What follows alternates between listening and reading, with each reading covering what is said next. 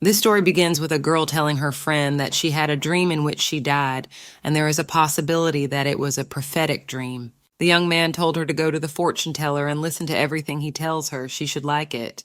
The damsel replied that it was all invented by the ancestors specifically to pass on power.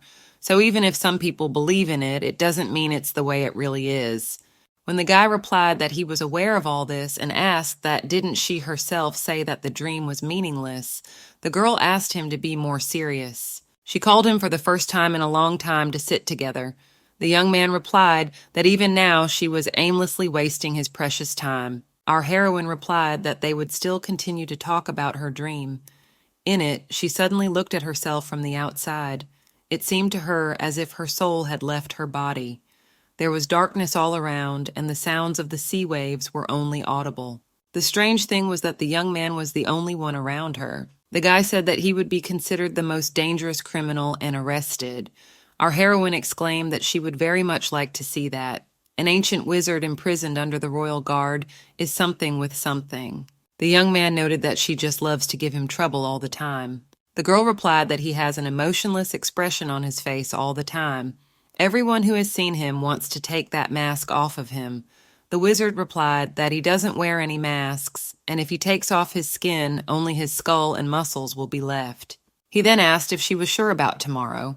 A judgment that was based on real facts would become reality. Our heroine replied that it would be very good if he could be with her. If he has the gift of predicting the future, then let him do as he knows how. On top of that, he would make sure to love her. After saying that, the young man slammed the book shut and said that if she decided to bring it up again, he would just leave. Our heroine didn't want that, so she yelled out his name, Kills Iscardian, and asked him to stay. The guy asked what would she order to get down on one knee in front of her. The maiden replied that no, as he is not a knight of the royal family, but an all-powerful wizard of the ivory tower. The maiden, on the other hand, is completely ordinary. Kyles replied that she is a commoner who is related by blood ties to Bookbo. Could it be that she worships him as an incarnation of Ingraham? The blonde thought to herself that she told all this to just interest the guy, because he only liked something special. Then she continued with the story of her dream, in which was at death, but absolutely nothing was afraid. It was only because the wizard was next to her. His eyes were looking at her for 2 months, and she wanted to thank him. After that, she walked only behind his back. She was growing up in this darkness, and it was impossible to see anything. They were heading towards the sea of stars. The young man asked what was the end of this journey. The girl replied that he was a wizard who knew everything. Let him answer her one question, whether her death would leave him indifferent. Would he be able to love her, even for a moment? The little girl ran across the field and looked around. It seemed to her that something was missing. The boy shouted to her that there was nothing there, for there were only lambs and horses. The little girl objected that there were villages and the vast sea in her. Therefore it could not be said that there was nothing there. While picking flowers that her daddy must have liked, the babe noticed that a sheep nearby was eating grass. After that, she sighed heavily and said that she would like to eat only plants, because then she would definitely never be hungry. Suddenly she saw a young man in a black cloak not far from her and decided to check if he was dead. When our heroine saw a tear on his cheek, she decided to wipe it away, but suddenly he opened his eyes. Out of surprise, she screamed loudly and abruptly pulled back from him. The young man looked at her carefully and said that it was not really Rose in front of him and grabbed the crumb by the shoulders. The girl was frightened, broke out of his arms, and began to run away from him quickly. Tiny reached the house and quickly slammed the door behind her. Then she sat down on the floor and tried to catch her breath. A man came up to her and immediately shouted where she was all this time. The house was not cleaned.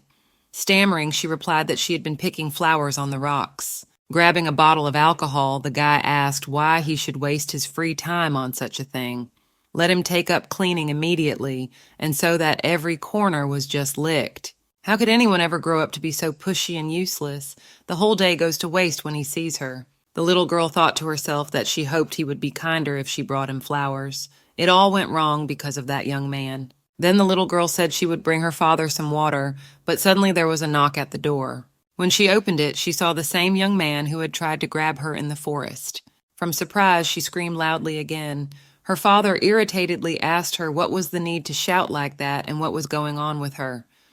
The girl, on the other hand, fearfully questioned how he had ended up in this place. The stranger took a look at the surroundings and said that everything was clear to him. The father shouted that who he was, and it was against the law to enter someone else's house without permission. The young man ignored the speech and asked how old the girl was at the moment. The father initially replied that he didn't know, but then remembered that she had recently turned 10. The guy said it would sound strange, but he wanted to take her away. The man yelled out what in the world did he mean. First he went off on their heads. Now he's talking some more nonsense. Let him go. The stranger silently placed a bag of coins on the table. His father asked him in surprise if he wanted to give so much money for her. The young man said that it was now possible to count it. He must realize that for that amount of money you could buy a whole palace, but he thought she was worth even more than that. Apparently the man doesn't understand the value of this girl at all, so it's time to discuss how much her price has dropped. When the stranger asked if her father had beaten her, the man hesitated, and it was immediately clear that he had. So he silently pushed aside half of the coins. Then he asked if he had scolded her. The man again remained silent, as the answer was obvious. The stranger, on the other hand, pushed aside some of the coins again. After a lot of questions like whether he fed her normally, taught her to read and write, and cared for her even a little, only a small handful of coins remained. The young man said he could pay that much for her. The man got angry and shouted if he even knew how much he had to torture her. The guy looked at him menacingly and said he could have not given the gold, but just chopped him up. Let him thank the babe that it didn't happen. The little girl trembled and asked her father that he would not give her to some strange man. The man grabbed the money and said that this uncle would feed and clothe her well. Our heroine grabbed his hand and began to shout loudly that he did not leave her and cry. The stranger, with a nonchalant expression, said that he would go and find them a carriage. The little girl sobbed and said that she would be very obedient and would clean the whole house. Let him not leave her. Her father sharply pushed her away from him and kicked the chair with his foot and said that he could not give it up, so let her better not make him mad. Then sat down beside her on one knee and declared that he should have told her long ago that the babe was not his own daughter. 10 years ago he'd found her by chance on the beach and thought she might be the lost child of aristocrats. So he picked her up to get a reward, but no one ever came. After that, he hurt his leg and couldn't work anymore, and there was nowhere to get money. It felt like he was being held hostage by her, so he was constantly angry and irritated. Now that he had money, he could start from scratch. The girl was shocked by the information she heard and quietly said that she would go with the stranger. The man was very happy and began to thank her for this because it could not go on like this. After a while, our heroine came out of the house, but for some reason she had a haircut like a boy. The man said that now she could be dressed up prettier. The young man asked him if he had him for a fool. Apparently, the impertinent man had even decided to sell her last strand of hair to someone. The child belonged to him now, and if he even tried to reach out his hands to her, he would lose them quickly. Let him be glad he didn't do it right away. The guy turned to the baby and said that this is not the most comfortable carriage, whether she can bear a little. Our heroine thought to herself that she had never ridden in a carriage, and anyway, what difference did it make if it had just been sold? Then he took her under his arms and informed her that they would take another carriage when they got to a bigger village. The little girl looked at her so-called father and thought that perhaps today was the first time he had been honest with her. Most of all, she wanted to ask if he had ever loved her. But in parting, the girl only thanked him for raising her and added that she'd better not drink so much. When the carriage moved, the little girl looked at her father and mentally said goodbye to him forever. After a while, the stranger asked her if she loved him. He had been so hard on her after all. Wiping her tears, the girl replied that it made absolutely no difference. When the carriage hit a bump, the girl began to vomit violently. The young man said that if she was seasick, let her cover her eyes and she might feel better. Tiny began to wonder what was even going on. Her father had said she could be the daughter of aristocrats, then remembered his words about Izmikania still having slavery, so it was necessary to sell her there. She didn't know what slavery was, but he sold her and got gold for it. It made sense here as it was. Suddenly, the young man introduced himself and said his name was Keels, after which he asked her what her name was. The girl answered that it was Asya Konak. Then the little girl asked why he had chosen her, since there were plenty of other children in the village. She was glad that she was bought, so she said thank you for the guy giving her father money. The young man was surprised to ask why Asya was thanking him. But when the little girl added that maybe he would be happier with them than with her, the guy got angry and thought how much she had to be neglected for her to think that. Out loud, however, the young man blurted out a phrase that needed to be finished off. Seeing the little girl's frightened eyes full of tears, The young man exclaimed that that wasn't what he wanted to say, and that she had misunderstood everything. He was not angry with her. Then he added that she still didn't know where they were going. They're going to the mountainous Carinthia. It's the only way to leave the steppe. Does the girl know where it is? If she doesn't, it's next door to Nermaz. Though it's not even a country, just a breakaway part of Khaldrogan's land. The city of Riez is on the border of the steppe. Then Kil saw that the little girl began to fall asleep and realized that there was no point in continuing the story. The young man covered her with a blanket and mentally wished her sweet dreams. After a while, they arrived in town, and the girl looked around with interest. The boy said that Riez is on the border of the steppe, so there are always a lot of travelers there. It's not very big in itself, but there are a few decent inns. First of all, she should pick up some new clothes and pointed to a showcase with fancy dresses. Tiny felt a little embarrassed, as she hadn't seen anyone walking around in clothes as old as hers. Embarrassed, the little girl said that she had no money at all. The young man replied in surprise that he would pay for her. Asya thought that this was not the right thing to do, for then her debt would grow. So she exclaimed that everything was fine and she didn't need new clothes. Quiles asked that she didn't really have anything to change into. The girl mumbled that she didn't, but she could wash what she was wearing. The young man asked what she would walk around in while her clothes dried. He then grabbed her hand and told her to just follow him. Our heroine again imagined how her debt would now begin to grow, so she shouted that she didn't need to, and everything was perfectly fine. After a while, they reached the inn, and the guy exclaimed that welcome, they had rooms available. A simple one cost 80 coins, and the better one 3 writs. Kil said they needed 2 single rooms with meals. On the way to the second floor, Crumb pondered on how she was going to get back so much money. It was good that at least they hadn't bought clothes. Looking into one of the rooms, the girl noted that it is just gorgeous, and for such a thing, even 3 writs not sorry. Then she thought that she had seen enough and went to another room. Suddenly the young man asked where she was going. Why pushed her into this room and told her to rest while he went about his business for a while. Asya thought to herself that apparently he was mistaken, so he would soon realize everything and come back. When there was a knock on the door, the babe thought she knew it. The young man realized his mistake and came back. But a girl entered her room, who said that she had already drawn a bath and asked if she would wash. Our heroine frightenedly replied that it was not her room. There had just been some misunderstanding. The woman replied that she didn't think so. Her dark-haired companion had sent her there. She should hurry up and wash up while the water was still warm. After a while, she was already sitting in the vat, thinking about how she had never bathed in such hot water. From behind the door came the girl's voice, informing her that her change of clothes would be in her possession, so let her come down when she was done. Upon receiving her new outfit, the babe noted to herself that the young man had done things his way anyway. Apparently the young man just cares and worries about her, so he did as he saw fit. After changing, she approached Kills and thanked him for the new clothes and the hot bath. The young man replied that it was all nothing. It was only for the first time. Later they would buy her something better. Asya said that was enough for her. Tiny will work hard to pay off her debt. The young man asked what debt she was even talking about. He doesn't know why she thought that, but there is no need for her to pay him back. Our heroine thought to herself that he was angry with her, but it was impossible to give up so easily, so she said that she knows how to clean up well. Plus, the girl is very good with children. Asya even looked after Mrs. Lynn's baby for a while, so she could pay off her debt if she became a nanny. She's also good at climbing and scrambling, but she doesn't know if it would do any good. The young man abruptly slammed the book shut and said he couldn't listen to this anymore. Let her never say such a thing again. Seeing the girl's frightened look, the young man exclaimed that he didn't mean it and didn't mean to scare her. The tense atmosphere was interrupted by a girl who brought some food and said that after bathing, the little girl looked like a little noblewoman. Our heroine was amazed by such a gorgeous table, and she just drooled. When the baby began to quickly swallow everything in a row, the guy asked, Is it really so delicious?" Then he added that he was off to the stables. It wasn't easy to find a wagon with a roof, after which he noticed that it was soiled and wiped it off with his hand. It looked like they would now be able to cross the prairie safely. Our heroine asked what it was. The boy explained that it was the Nermaz Prairie. It must be crossed in order to reach the rest of the mainland. It will take at least a month. There will be almost no settlements along the way, so it is necessary to prepare enough supplies.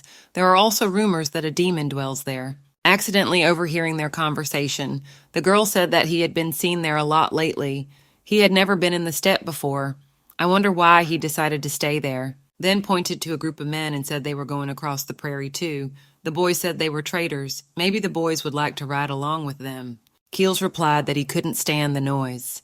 The woman said that in that case it would be better to take at least one sheep with them so that there would be a chance to distract the demon. Continuing to leaf through the book, the young man replied that they wouldn't need it. Our heroine was completely horrified and decided that the guy wanted to use her instead of a sheep. That's why he set her up with new clothes, a fancy room, and food. Could this be her last supper? The young man didn't understand what was happening to her. The girl replied that nothing was wrong.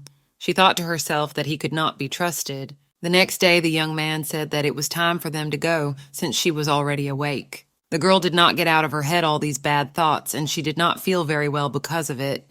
The boy noted that Asia had become even thinner. At parting, the girl shouted that she hoped that nothing would happen. Let their way be safe. On the way, our heroine looked around with interest and considered everything.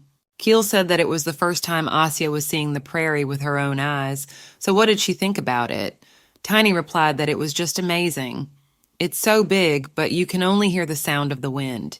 The young man explained that there are so many mystical places on the mainland, and the Nirmaz Steppe is among the top 3. Magical trains or teleportation scrolls become useless there. Simply put, magic doesn't work in the steppe. While this seems like an advantage when it comes to enemy invasions, it backfired on them. The territories were isolated from the rest of the mainland while railroads were laid in other places. The people of Nirmaz began to feel abandoned, so they seceded from Khaldrogan. Isolation is a useful thing, but not when it happens inland. Our heroine asked how big this world was. The guy immediately pulled out a map of the mainland and said that the prairie they were now crossing was over there. The girl noted to herself that she was so small. She wondered if she would be able to visit all these places. Suddenly some people came across their path and asked if they were coming from Riez. Kills replied that they were. The guys told them to better turn back as there is a demon on the way. Let them not ask what trouble it had brought them. The little girl noticed that there were someone's legs sticking out of the wagon, which were all abrasions. The stranger, however, asked if they were aware that he had not been on the steppe before. Some people think it's a bad omen. Let them go back at least for weapons. Kills looked at them carefully and said that they did not look like natives of Nirmaz. The young man looked at him in surprise and asked how he had guessed that. The young man replied that people from that town would not have taken the corpse away, but would have buried it immediately. The man replied that he had good intuition. They were actually merchants from Astyr. Had he heard that Nirmaz was famous for its high-quality wool? They wanted to establish a trade but ran into trouble. After hearing all this, the young man said that they would somehow manage on their own. The merchant said it was his business to warn them. In fact, the guy looks like he's never held a sword in his life, but they don't care. If anything, it's their own fault. No one knows what can happen. After a while, when it was already dark, Kill said that his intuition never failed him, so they will rest tonight in this place. The young man asked if the girl was afraid of the demon. Tiny thought to herself that she was much more afraid of him. Kill said that those people might have been the reason for the demon's appearance. If they didn't lie that they came from Astyr, they could be scouts to build the railroad. That was why they were so nervous. The guys looked like experts for a preliminary survey of the area. Certainly not merchants. They didn't have any loaded wagons or laborers, so they lied to them and only pretended to be traders. The little girl asked if he was sure they were. The boy answered that he wasn't really sure, as there was too little information. First of all, magic can't be used in the steppe, and that's a fact. Demon's appearance is a side effect of the human invasion. If they hadn't tried to use magic there, he wouldn't have appeared. Now it's a vicious circle. They try to fight demons with magic, which creates them. Asya was shaking like a leaf in the fall, but Kills said she was safe with him, so she didn't have to worry. Tiny thought to herself that she couldn't actually believe him. The young man said that the rain would soon stop, and by morning it would be clearer, so it would be better to go to bed. Then he added that she had better not listen to the sounds that would come from outside. The little girl began to tremble even more with fear and stammered and asked why. The young man looked at her with an intimidating look and answered that she would be safer that way. Our heroine couldn't sleep a wink and thought that she wondered if they didn't have a horse and cart, how long it would take to get to the village, and why they had to go all the way. She didn't understand what this young man was up to, then decided to push all thoughts away and just not think about it. Suddenly, the little girl began to hear a voice outside saying her name. It seemed to be the same sounds that Keels was talking about, and the girl became very scared. Then the voice seemed very familiar, and it dawned on her that it was her dad. He confirmed that it was her father and said it was time for them to go home. Couldn't she recognize her own dad's voice? The man thought he'd better return every penny and take her back home. Our heroine was glad that her daddy changed his mind and came to bring her back. Now I see why this guy said he wouldn't listen to sounds. He just knew that daddy would come back for her. As she climbed out of the carriage, the babe thought about why she should even listen to him, who he was to her. From somewhere far away came her father's voice calling her name. The little girl ran to meet him and asked where exactly he was. When the girl ran to the place where the voice came from, she saw an otherworldly being in the form of a luminous silhouette of a man. The little girl realized that it was not Daddy, and not even a man, and she became very scared. Our heroine rushed to run from him with all her legs and thought that she really wants to go home, but does she have it? The demon's hand tried to reach her and catch her. Asya, on the other hand, was loudly calling for Kilsa's help. Suddenly, a young man appeared floating in the air with lightning shining around him. At the same instant, the monster began to be struck by a large number of electric discharges. The girl was amazed at what she saw and thought about whether it was magic. Her father had told her about it. The man had once seen a wizard when he was a mercenary. He could move a mountain in a second and turn the sea into a desert. It was like he wasn't even human. Having finished dealing with the demon, the young man began to go looking for Asya. Tiny was afraid that he would think that she wanted to run away and could demand the money back. When the guy ran up to her, the girl came to complete horror and screamed loudly. Because Asya remembered that when her father was very angry, he was sure to raise his hand at her and wanted to hurt her. The little girl began to apologize and say that she didn't mean it. In fact, she didn't even think of running away. But suddenly the guy held her tightly against him and said that first he lost her and then he barely found her. Tears flowed down Kilsa's cheeks, and he added that he thought he would never be able to see her again. Our heroine asked in surprise that wasn't she needed as bait. Tiny thought she would be given to the devil, and if she ran away, her father would get nothing. Wiping his tears, the young man said that was not true, the girl was wrong. He didn't take her away for that. When the little girl asked what for then, the boy replied that it was to make her happy. She doesn't have to worry about money. He could swear that to her any number of times. The young man would give up an entire continent just to have her always by his side. When Asya asked in surprise why, the guy replied because she was a very important person to him. The little girl thought to herself that after all they had met only 2 days ago, so how could it be true? She didn't deserve such a thing. Suddenly, the clouds parted and the sun appeared in the sky, which illuminated everything around with its rays. The young man said that he had been looking for her for a very long time and had asked many people about her. Tiny asked if he was her father. The boy replied that no, her daddy is a different person. He can't tell who he is exactly yet, but she was very dear to him. Therefore, Keels must protect her. Our heroine cautiously replied that she couldn't give him anything in return after all. Noticing that the expression on his face began to change, Asya thought that again made him angry. But suddenly the guy gently stroked her head. Our heroine realized that he was not angry, but he was sad. The young man said that there was no need for her to give him anything. He had already been paid enough. Tiny decided to clarify if he was angry just in case. Kyles didn't understand what she was saying. Asya explained that she had run away even though she couldn't. The young man replied that it was only his fault that he didn't explain everything normally. The guy thought that she would be too scared if he told the details, therefore let her forgive him. When our heroine started to explain that she just heard her daddy's voice, and that's why she went to the call, Kyles held her tightly against him. In fact, she understood everything from the beginning. Daddy would never come for her. He would never reassure her, but still Asya hoped he would. After calming down a bit, the little girl said she was tired and really wanted to sleep. The young man immediately wrapped her in a blanket and took her in his arms. The little girl thought to herself that where the sunlight came from if it had been raining recently. Kills said that there were no more mirror spirits, so she could sleep well. That's the name of the creature that whispers to people what they most want to hear. The little girl asked him what he had heard from that mirror spirit, what exactly it was telling him. The image of the girl who called him Kills Asgardian immediately popped up in his mind. Out loud, the young man said that he had heard nothing, absolutely nothing. Asya noted that he had a sad expression on his face, so it seemed to her that he was lying. The little girl was anxious to know who he was thinking of, but sleep was stronger than she. After a while, when Asya tried to read what was written on the map, the boy noted that she was reading backwards and would need to be taught how to write. Tiny noted that the continent looked like a dragon. The young man replied that ancient people thought the same thing. This is how the myth of the giant dragon came about. Our heroine asked what kind of legend it was. The young man replied that she is quite famous. Once a giant dragon saw a golden bird in the sky, which he immediately chased, but he never realized until the end of his life that he was not destined to catch up with her. This story became a legend about the origin of the continent. Tiny asked in wonder if these huge creatures really existed.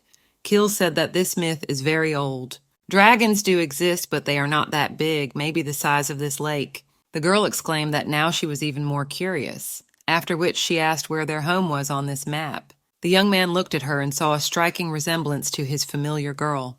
The young man just froze for a while and looked at her silently. After that, he realized and began to look on the map where exactly he was, saying that it was somewhere not far away. When the boy showed them exactly where they were going, the babe asked if there was anything special there. The young man replied that there was nothing special. Our heroine asked that then why go there. The guy said that this question was too complicated. She then looked at him and asked if he would be happy to go back there. The young man replied that of course he would, after which he noted that it was getting evening, so it was time to go back to the hotel. Asya said that tomorrow she wanted to swim in the lake. When they were already approaching their hotel, they saw a crowd of people trying to move the carriage, which blocked the entrance to it. The wheel was stuck in a hole, and if the vehicle was not removed, it would be impossible to get inside. The young man noted to himself that it would be a long time, and he hoped that it would be quiet when he chose this place. Our heroine noticed that the young man began to mutter something under his nose. Suddenly the wheel lit up and lifted by itself. No one noticed this except Asya. One of the men exclaimed that it was a miracle. For a second the carriage became as light as a feather. When they entered the room, the girl asked how long Kills had been studying magic. The young man didn't expect to hear such a question from her, but answered that it was 10,000 nights. After a while, the boys were sitting at the table and talking sweetly with each other. Suddenly, some girl came up to them and apologized for disturbing them, but she needed to talk to them for a while. The young man replied that he did not need it, so let her go away. But the woman wasn't going anywhere and stated that unless she was mistaken, he was the one who had helped them. Quiles replied that he had no idea what she was talking about and saw no point in continuing this dialogue. The stranger said that her father-in-law was also a wizard, so she immediately understood everything. Thanks to him, no one was hurt, and thank you very much for your help. Our heroine noted to herself that it was the owner of that carriage. Even the strongest sorcerers Astier cannot use magic without tools, very curious as to where he was trained and by whom. She would like to thank him in some way. She couldn't offer much, but it was sincere. She wondered if he would like to have lunch with her and she would pay for it. The young man replied briefly that he would refuse. The young man had done nothing to deserve such generosity. The woman blushed all red and was obviously very embarrassed, after which she turned to the little lady and asked if the girl was not his student by chance. Our heroine was confused by such a question and the fact that she addressed her in such a way. Quiles said that she was his niece and he was keeping an eye on her due to some circumstances. Her questions were already beyond the bounds of propriety, so he urged her to leave them. The woman apologized and said it's just that the girl is the same age as her child. She hopes that their journey will be filled with only vivid memories. Tiny didn't realize at first how he was a child she was talking about, but then a red-haired boy appeared from behind her back. The kid whispered in her ear that he was entering Ephran next year and would also become a wizard. Then the stranger and her son left without saying goodbye. The young man remarked that they were very nasty. The little girl, however, asked what Ephron was. Kill said it was an educational institution in Astier, simply put, a school of magic. The nobles of that country usually send their children there. Tiny asked that can even children learn magic and not have to spend 10,000 nights on it. The young man replied that it was hard to call it real magic, but yes, children could learn it too. Asya immediately thought of the boy who would go there next year and said sadly that it must be very interesting. Then she asked if it was fun for the young man to study magic for so long. The young man replied that he had not. For him, there was not a single fun moment in it. After a while, the babe tried on a new dress and said that she had never worn one before, so it didn't really fit her. The girl exclaimed that everything looks great. Let her not even doubt it. She looks just like a doll. She has such beautiful blonde hair. The other girls began to lament that now many people are coming on vacation, so they prepared so many outfits in advance. This dress just fits her wonderfully. The lace for it was specially delivered from Astir by air. The girl thought to herself that she agreed with them. It looks great, but she wasn't sure it suited her to wear such an expensive dress. Then the girls started dragging her from side to side and asking her what she thought about the fabric or the jewelry that was currently in fashion. In the end, they dressed her in another pink dress and admired that it looked even better on her. Then one of them started to do her hair and asked why she had such short hair. With long hair, she will be even more beautiful. Suddenly, our heroine heard some girl running to her father and saying that this dress was very beautiful. The man replied that it was really unnecessary to buy it. The daughter began to thank him, and the father replied that if his little lady wanted such an outfit, of course she would get it. The little girl became very sad, as she had never seen such an attitude from her father. Her thoughts were interrupted by the voice of the salesgirl, who asked which outfit the little lady liked the most. Our heroine replied that she did not know which one was best. Then a young man entered the room who began to look at our heroine closely for some time. After that, he made his verdict that all these dresses would look good on her. The girl thought about the fact that her daddy never gave her such things. Why is this guy so kind to her? After all, they are not even close. She never thought that someday there would be someone who would appreciate her so much. Noticing the sad expression on her face, Keels asked what happened to her. Our heroine answered that it was nothing special. After thinking a little, the girl asked what he was doing all this for. Does he really want to become her daddy? The young man looked at her and asked her to clarify what she had just said. The girl was frightened and began to apologize, saying that she did not want to make him angry. Kilsa's expression immediately changed, and he said he wasn't mad at her. She had it all wrong. As they walked past the display cases, the guy asked if she wanted a necklace or a purse, but the girl looked very upset and said no. The little girl thought to herself that she had never imagined that she would have access to jewelry and luxury before. But suddenly something caught her attention as she stopped near one of the showcases and looked at it like mesmerized. There was an automatic doll which repeated several movements laid down by magic. The young man noted that for such a size is not bad. Our heroine wondered if it was magic, too. The young man replied that not quite, rather it is a magical device. After that, he asked if she wanted one for herself. The girl replied that it was very expensive. The young man objected that it was not, and if she wanted it, they could buy it. After a little thought, the girl said that she agreed, as she wanted it very much. After a while, they were sitting on a bench, and the lad asked if she wanted to go back to her father. Quiles bought her out for money, and he has no excuse for that, so he wants to give her everything he can. The little girl exclaimed that she didn't want it. The young man replied that let her be more honest. Then he stroked her head and said that he hoped he could pamper her at least a little. Let her always tell him only the truth. He would buy her anything and listen to her every whim.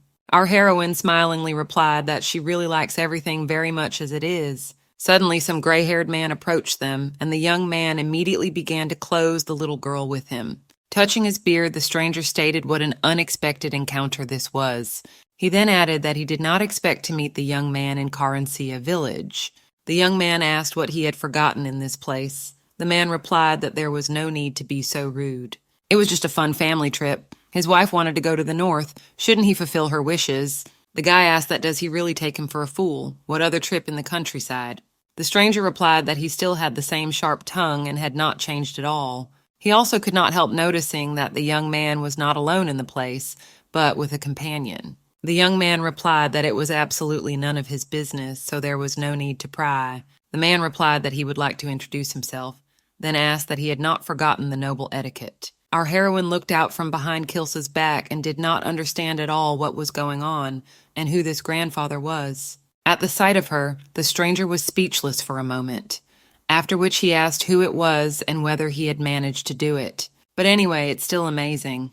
Then he started asking what the girl's name was. Not hearing an answer, he clarified if she could talk.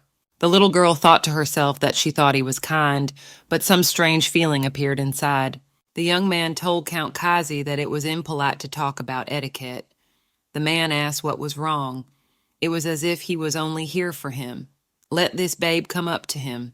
The stranger started to come closer and closer and held out his hands towards the girl, who was very afraid of him. Quiles immediately stopped him and told him not to touch her. Either he would have to teach him the etiquette he held so dear. It might even be better to test how much he could twist his arm. The Count replied that if the lad wanted to teach him anything like that, then he himself was far from nobility. Our heroine watched all this with horror and thought about the fact that whether Kills really will break his arm now. Suddenly the man managed to break free and he ran back some distance. After which he said caustically, "This reunion is very touching, Kyles." The young man ordered him not to call him that. The Count parried that addressing a person by name was a show of friendliness. Then he added that they would surely see each other again and went away. The girl asked who it was in the first place. The boy replied that it was not worth thinking about it. Asya noted that he seemed to know something about her. After a while they ran into a young man who greeted Iskadrian, after which he said that he thought the lad was somewhere on the edge of the world, but didn't realize he was exploring the continent. Suddenly, a male voice came out and said that they had already had a chance to meet Altman. As he had realized yesterday, the reunion was wonderful. The Count had personally allowed the graduates of the Ivory Tower to reunite. The young man parried that they had never been close friends. The boy, on the other hand, apologized with sarcasm in his voice and said that he missed him very much. The man stated that they were very much alike. Let the young man give him the girl. Quile said, "Don't let him talk nonsense. Does he really think the boy will let her go?" The Count exclaimed that it doesn't matter. As everyone knows, the Kaizu clan always gets what they want. The guy pointed out that he still didn't have an ounce of dignity. Isn't the cane a relic of Egeron?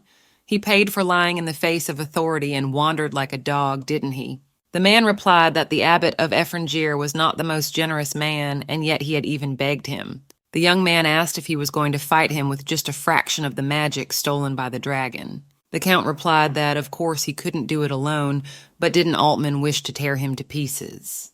The young man set Asya on the ground and told her to head home. When she gets there, she will be met. Let her say that he sent her. The girl asked what about him. The boy replied that he would follow her. Suddenly, the little girl was splashed with blood and she lost consciousness. When the baby came to herself, she saw some boy next to her who asked if she was all right. She said she was fine and asked where Kills was now. She thought to herself that it was probably a stupid question. When the boy answered that he had not returned yet, our heroine asked when he should come back. The young man replied that it would be soon. Asya mumbled that was understandable and thought to herself that she still felt awkward talking to peers. The boy then asked how her trip had gone. The girl didn't understand what he was asking about at first, whether it was the trip across the prairie or her vacation. So she answered cryptically that it had been very interesting and quite as usual. The boy smiled and said it was time for them to go, for the old man had been waiting a long time. Tiny asked what other old man, then ran after him and started to clarify if he knew who she was.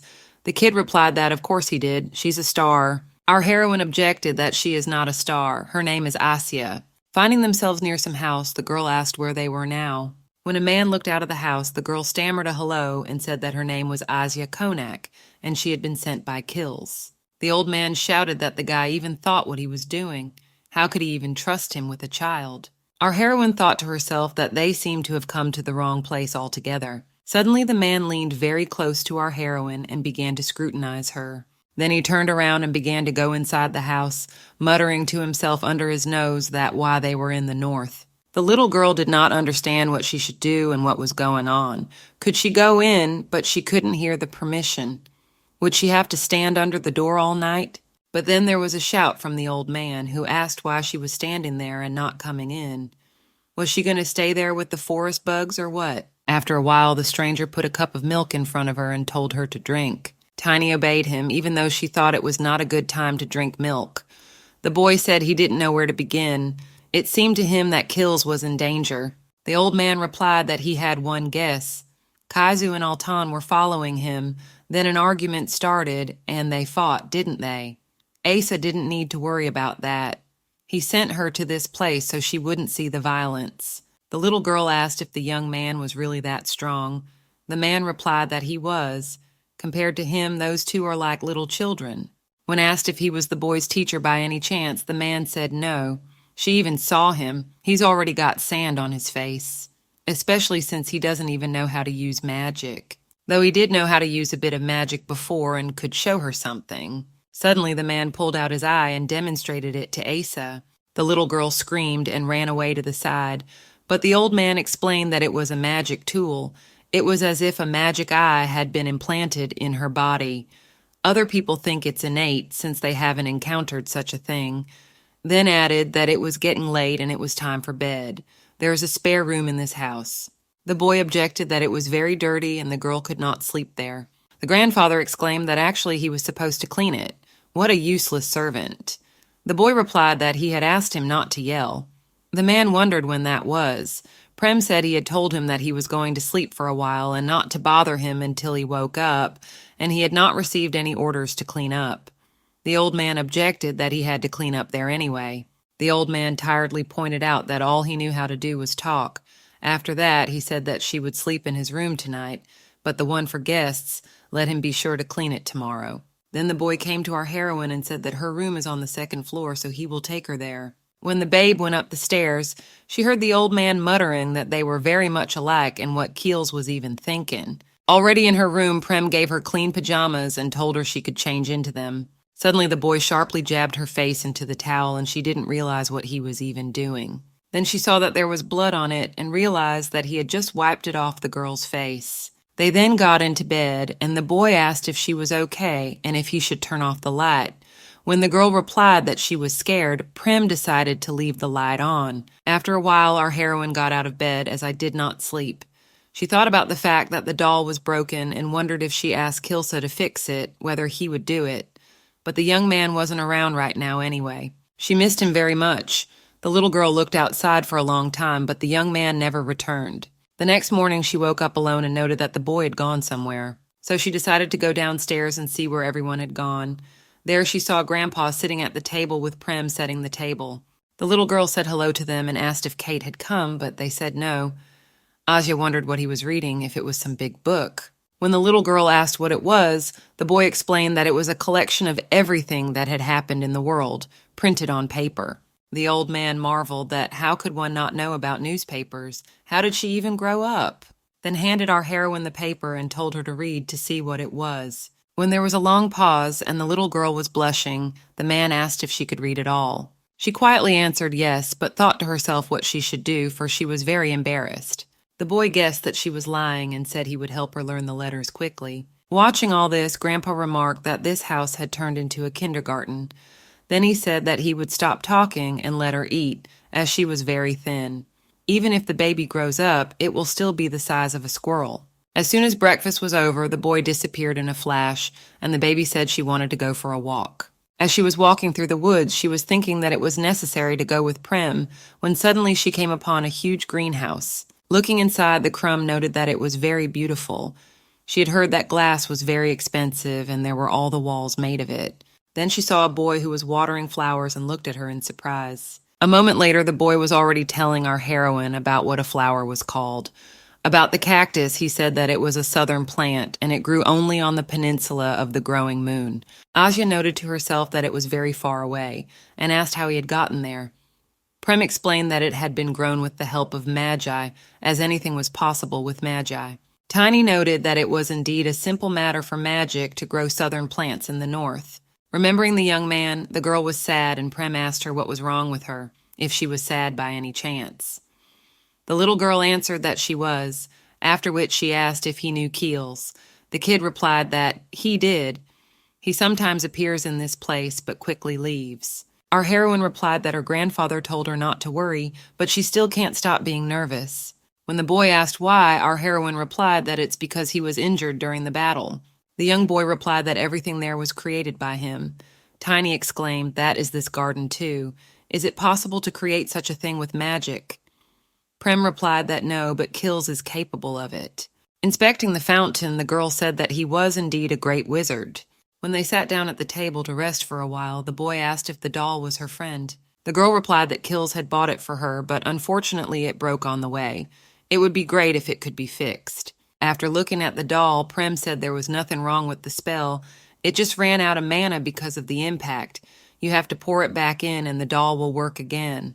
The little girl asked what mana was. The boy answered that it is a substance needed to use magic. Our heroine wondered where she could get it in order to use it. Prem replied that it is right there as it is everywhere. It can't be seen, but only felt, so let her close her eyes. The little girl decided to obey him and did what he said. After a while, she said that she felt absolutely nothing. The boy said that in that case, let her take his hand and feel the mana through it. The little girl was skeptical and noted that nothing happened as expected. Suddenly, she felt a strange sensation and frightened, she jerked her hand away.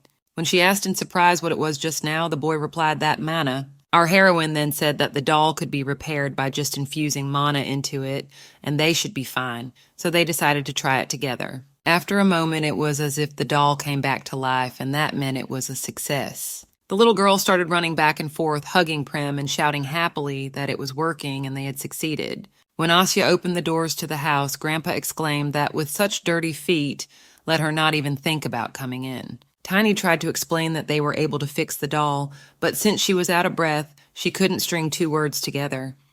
The old man told her to catch her breath first, and then to speak. Our heroine put the doll in front of her and said that she was able to fix it. The man examined it and asked if it was automatic or not. He doesn't know if children play with these nowadays. The boy explained that she had almost independently injected mana into it. The grandfather asked who taught her that. Was it Kills? Asya replied that she didn't. The old man asked that how then she was able to do it. The girl cautiously replied that Prem had helped her, otherwise she wouldn't have succeeded. Our heroine did not understand why he had such a menacing look, whether she had done something wrong. What to do now? It seems that she made a mistake. But suddenly the man stroked her head and said that she was good since she had learned to work with mana. There are very few children with such talent. Tossing the doll to her, the old man said that when the young man arrived, she should ask him to teach her how to work magic. He would tell her everything in order. Asya noted to herself that he didn't really want to teach her magic. Kills was the court wizard of Khaldrogan. He had many apprentices, and teaching someone was hard work. Asya asked what a court wizard meant. The man explained that it was a mage who was directly subordinate to the ruler. The little girl wondered if the young man would praise her if he knew she had succeeded in working with mana. A week later, the young man finally arrived, and the girl immediately rushed to hug him. The boy stroked her head and asked if she was doing well. The little girl answered that she was. Asya asked if he had hurt himself. Quiles replied that only she hurt his pride when she looked at him like that. Suddenly Hazkhan appeared with a vine in his hands, and he was clearly not in the best of spirits. The grandfather ran up to the young man and started trying to hit him with the stick, but he deftly dodged. The boy stated that since he was so active, let him not complain about his sore back. The old man got angry again and said that he had been gone so long, and that was the first thing he had heard from him. Kills asked that is it now fashionable in Capintia to greet people by waving a vine. Hazkhan shouted that let him not change the subject and explained to him how he did it. Then pointed at the little girl and asked how he had managed to find a girl who looked exactly like her. The little girl noted to herself that Count Kaizu had said the same thing, so she asked who she looked like. The young man replied that he would tell her a little later. It wasn't time yet.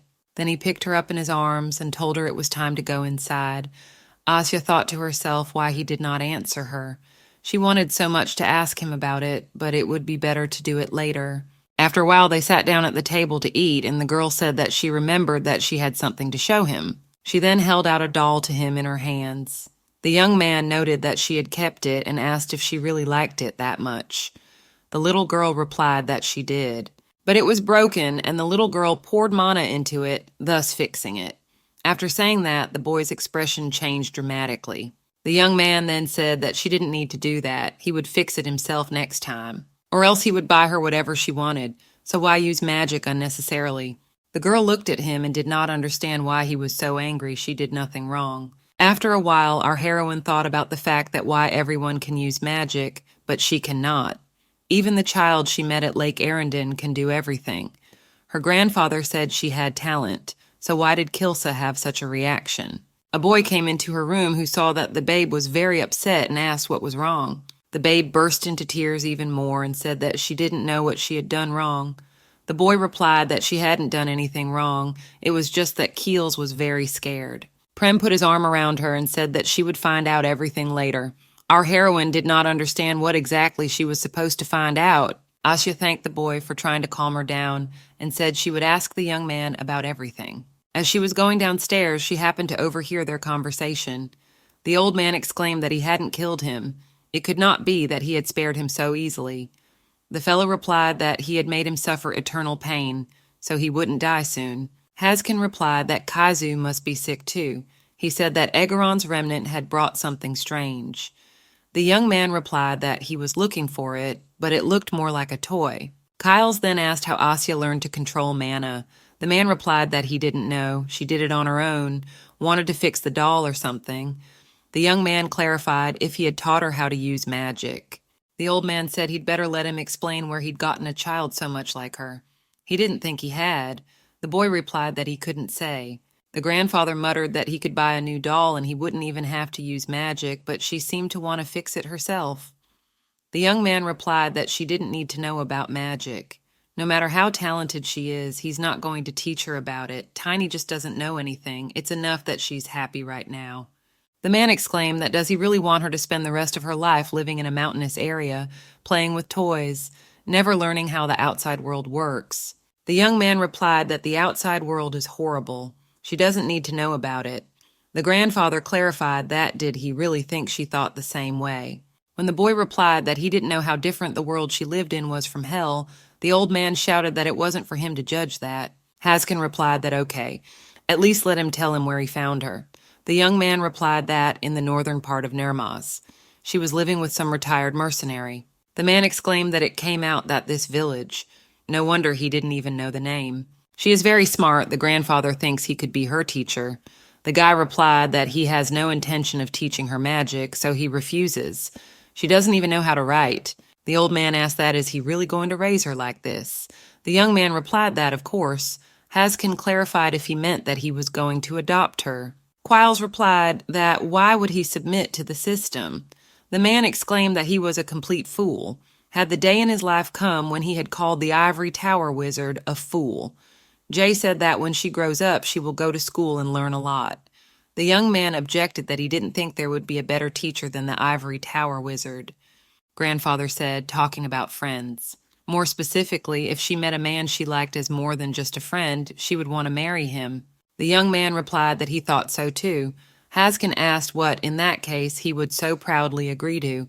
Even when that day comes, is he sure he will spend it smiling like nothing happened? The guy asked if he thought of them as a lover. The man asked that wasn't it with that intention that he had found her and brought her here. The young man got angry, took him by the scruff of the neck, and told him that he should know when to joke and when not to. Meanwhile, our heroine continued to watch all this and was totally confused. Suddenly, Keels noticed her and asked how long she had been standing there listening. The little girl thought to herself what she should do and whether she should run away. Out loud, she said she didn't mean to eavesdrop, but it just happened. The man exclaimed that she had nothing to fear. This guy is terminally ill. He will die if he says one kind word. The young man said he was too noisy. The young man then approached Asa, apologized, and asked if he could talk to her. When they sat down at the table, the young man asked how much she had heard. When the girl answered that starting with the story about the murder, the boy grabbed his head and replied that it was understandable. The little girl then asked if it took a lot of money to learn how to use magic. When the guy replied that it didn't, the girl asked if he could teach her. Asya really wants to learn it. She will work hard and pay the tuition. She is not earning now, but she will definitely start later. The young man said that tuition is not a problem. The little girl exclaimed that if that's not the case, she will cook and clean the house. She's sure she can do it well. Quiles replied that he wouldn't make her do it. Our heroine exclaimed that then, we'll do whatever the guy asks. Could he teach her at least the basics? The young man began to explain what the problem was. But the little girl interrupted him and shouted that she also wants to learn magic. Why can't she? Let her learn. She will work hard and do her homework. Let him not put it off and just trust her. The guy stopped her tantrum and clarified if she really wanted to learn it. The little girl confidently replied that she really wanted to and was willing to do anything for it. The young man replied that was good because he had promised to fulfill any of her requests. Now it was pointless to take back his words. The next day, the girl woke up early and immediately ran downstairs. There she saw a young man and asked what it smelled like. The boy replied that it was roasted ground coffee dissolved in boiling water. It's hard to find in the north, but Prem had somehow gotten it. Kid peered into the cup at this liquid and exclaimed in surprise that it was as black as tar. Taking a sip, Asya remarked that it was very bitter. The young man replied that it should be like that. Asya noted to herself that she didn't think that she would ever be able to like this taste. Then she asked when their lessons would begin, if they could start now. The young man said there was no need to be in such a hurry, and even the sun wasn't up yet. Let her be a little more patient. The little girl was very upset as she thought she would start her studies right away. She had waited so long for this day. Her father was always yelling and saying what else school was, for they didn't have enough money even for him to buy alcohol. When it was time to start classes, the young man remarked that he had never seen her so happy before. He sat down across from her and asked her if she knew why winter was coming. Tiny thought to herself that she thought they would be practicing magic and replied that maybe it was because it was getting colder. Then the young man asked why it was getting cold. The little girl replied that she didn't know exactly. The young man asked if she had ever wondered why trees, mosses, and grass could grow on this earth. The little girl answered that because the soil is made up of substances that help plants to grow. The boy asked why these substances were in the soil. The little girl replied that how does she know and why would she even want to know? The young man told her to watch, after which he began to hold his hand above the soil. Literally in a moment, a beautiful yellow flower appeared from the soil. Our heroine did not expect to see such a thing with her own eyes and was very surprised. The young man asked if she remembered what he had just done. Tiny answered that she did not and asked how it happened. The young man replied that he had channeled some of his mana into the ground. That was enough to turn a seed into a sprout. Tiny said that a plant grows thanks to the substances of the earth, and that is right. To put it in the language of wizards, mana gives these sprouts life. It exists everywhere. The little girl said she first saw magic in a huge pasture, when in fact she's been surrounded by magic all her life. The changing of the seasons, the movement of the stars, the ripening of crops, robins laying eggs, the smell of fresh bread, howling wolves. All these manifestations are created by the flow of mana. That is the magic power, the power that makes everything possible, the source of life, the breath of the last dragon on earth. A wizard is someone who has an innate talent for sensing and using mana. She should be learning about magic, not just learning how to use it. Now, since she's taken up with it, he's on her side, and it's his duty as a wizard to guide her to the right path. That meant that today the young man would be teaching her magic. Now, while they have yet to begin, she must make him a few promises. The little girl screamed that if he wanted her to sell her soul, she would do it. The guy replied that it wasn't necessary. First, she should never use magic for the purpose of harm. Secondly, let her use magic only when necessary. The girl asked in surprise how she was supposed to know at what exact moment she needed to use it. The young man replied that she should guess it herself. Tiny noted to herself that indeed she had never seen him use magic for nothing, so she answered aloud that she promised she would. And finally, thirdly, let him never use magic to raise the dead. Our heroine was a little frightened by his menacing appearance, so she cautiously replied that she promises. The young man then said that from now on, Asya is the apprentice of Iscardion, a descendant of the Grey Wanderer. Until the bones of the moon showed beneath the starry sea, she would remain his apprentice. He then took her hand, touched it with his finger, and immediately a bright glow appeared. After which he explained that this spell would allow her to possess mana.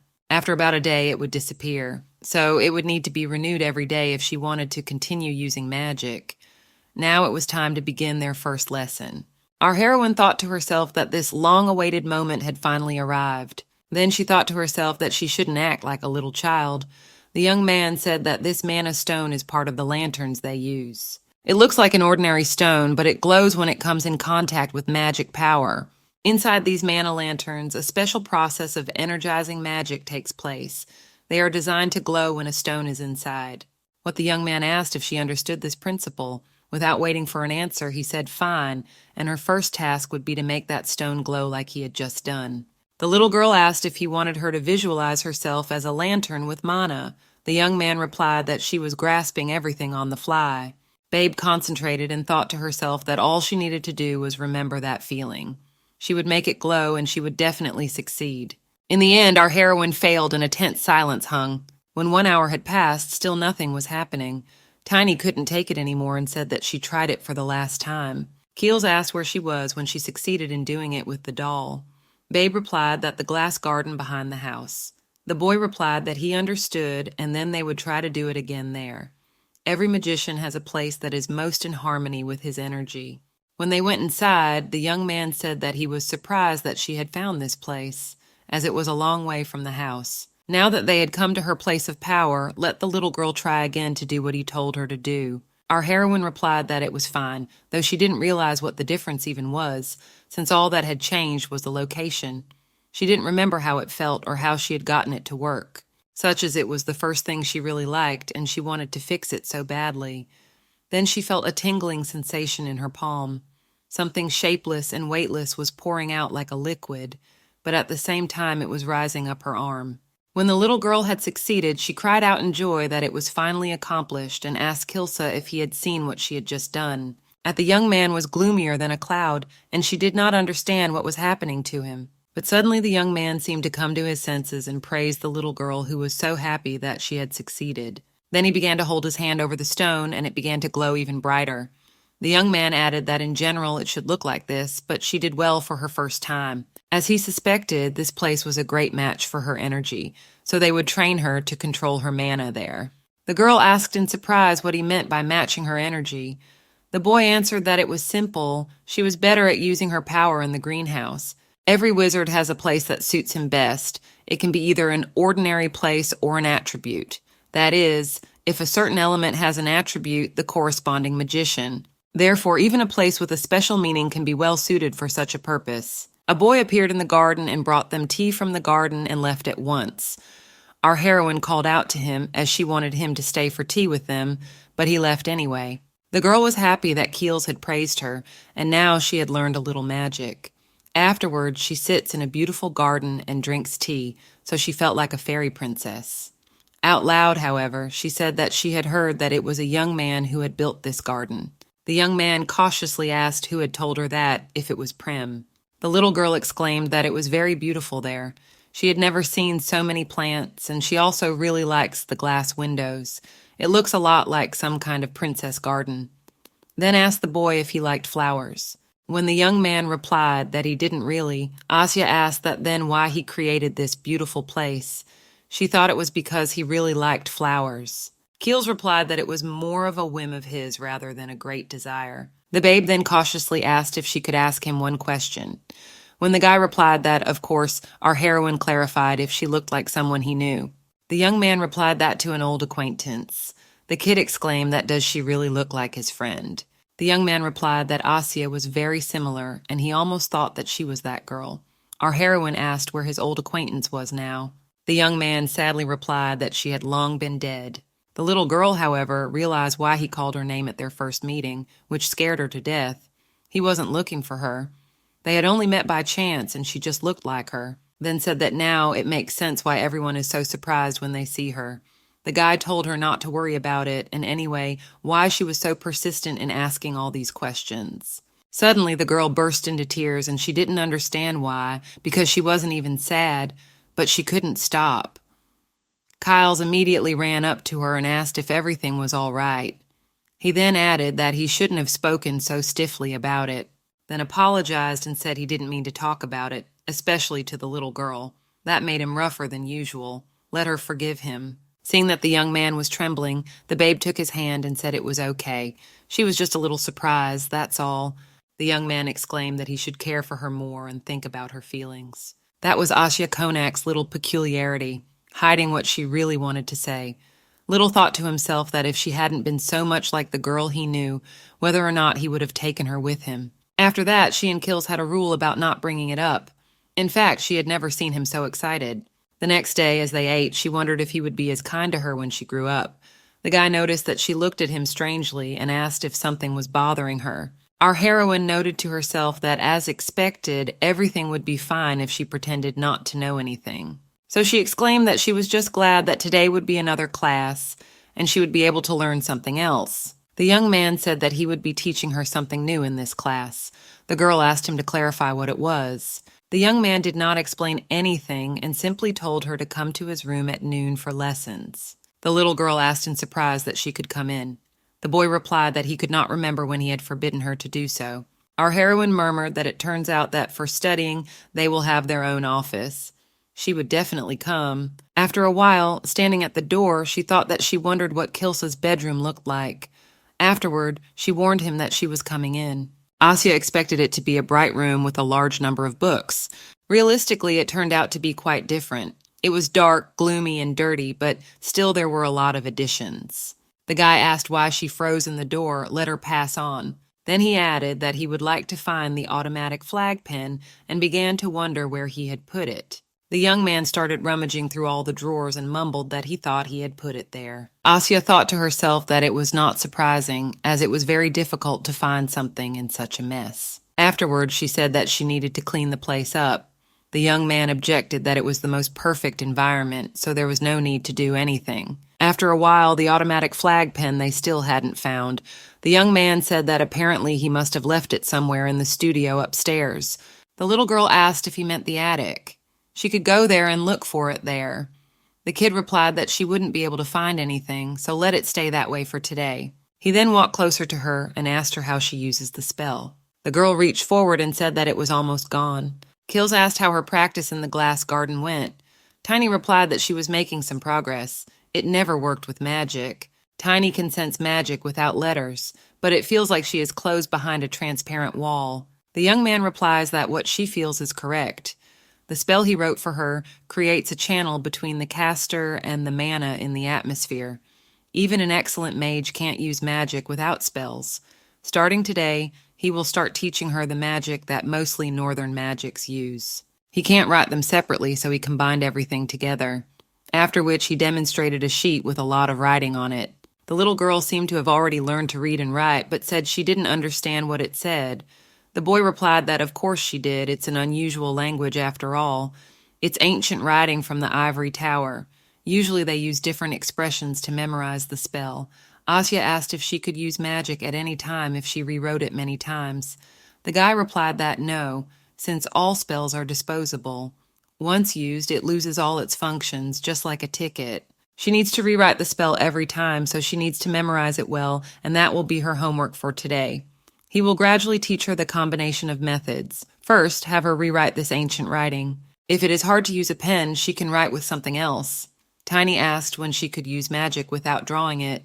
The young man asked what she meant, since it was impossible. Our heroine asked why, since Kills uses it without the spell. The young man replied that in his case it's a little different.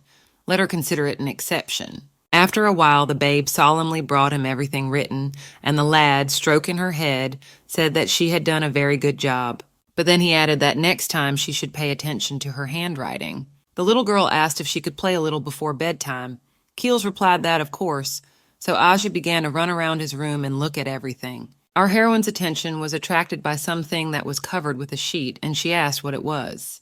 The guy explained that it is a research device that works with magical power. It helps you see distant objects better. It has a special glass that reacts to magical power and plays a big part in improving vision. The little girl asked how far away you can see something using this device. The guy replied that you can see the stars.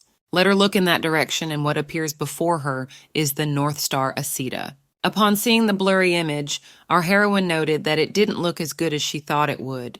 Kills explained that the quality of the picture was directly proportional to the magical power of the wizard.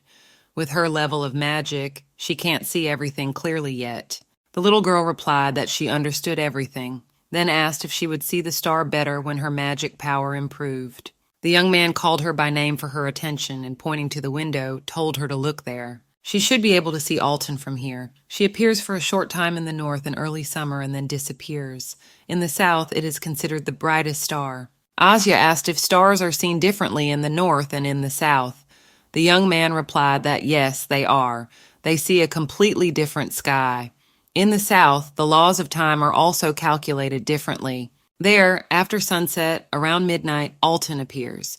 As it floats across the sky, it seems as if a foggy haze has covered the whole world. That's why people in the south believe the sun rises and sets twice a day.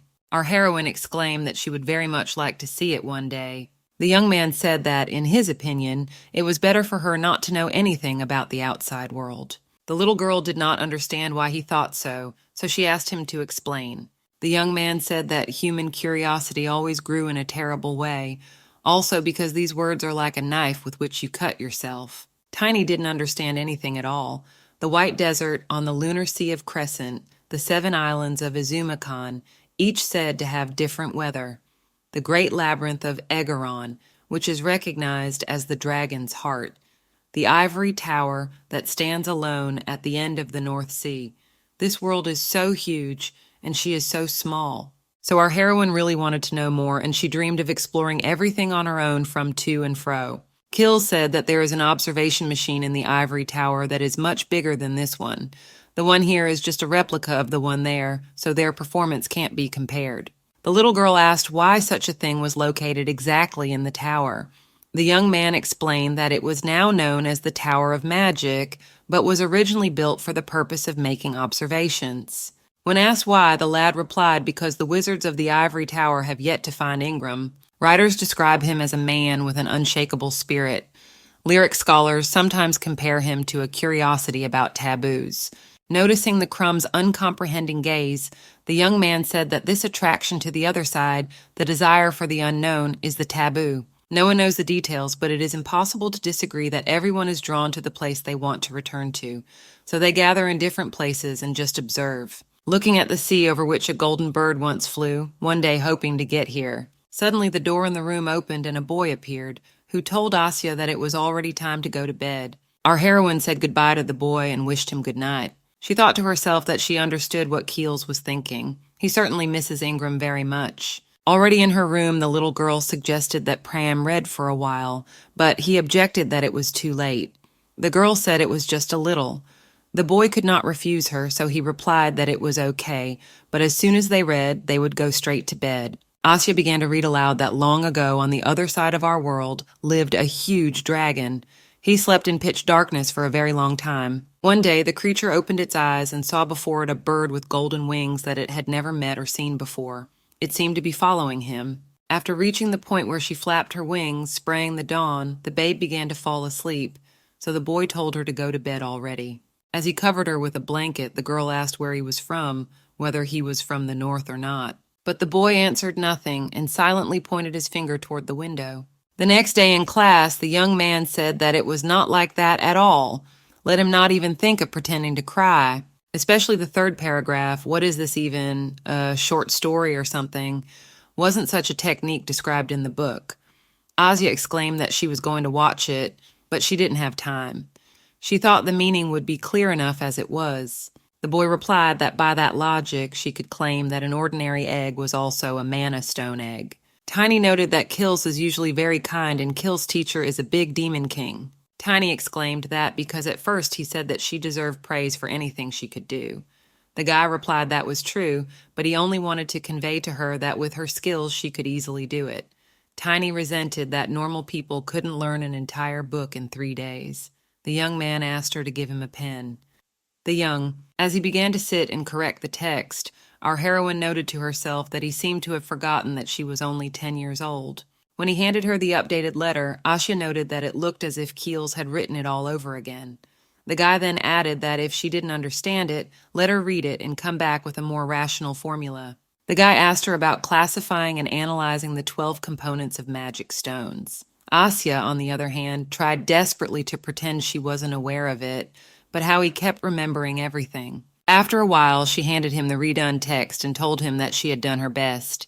After taking a quick look at it, the young man said that it was the right answer, but the fundamental approach was ineffective, so let her fix that part. Otherwise, then he wouldn't have time to look at the theory of magic and the 5 great elements, then jabbed his finger at what he had written and added that let him start here and finish there. The next time they would see each other would be in 2 hours. Our heroine looked at the cup and noted that if it wasn't for this drink prepared by Prem, she would have passed out long ago. After that, she asked if the boy had been trained in magic by Kilsa. The boy replied that he had not. He is not a born mage.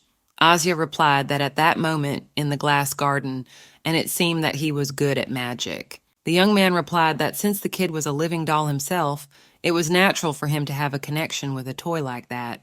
He was using himself as a spell machine, but it was the girl who was the caster. The little girl was astonished at the information she heard and exclaimed that was Prem really a doll. The boy replied that, yes, and clarified that she didn't know about it. Asya exclaimed that no one had ever told her.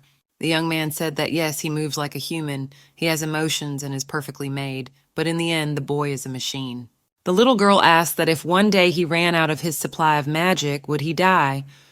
The young boy replied that in the distant future, if his mana core broke, anything could happen. Asya asked that in that case, would he be able to be restored with Kilsa's magical power? The guy replied that no, and even he wouldn't be able to do that. This is not the type of technology that Aster creates. It's the power of the other side of the world. Tiny questioned what the power of the backside of the world meant.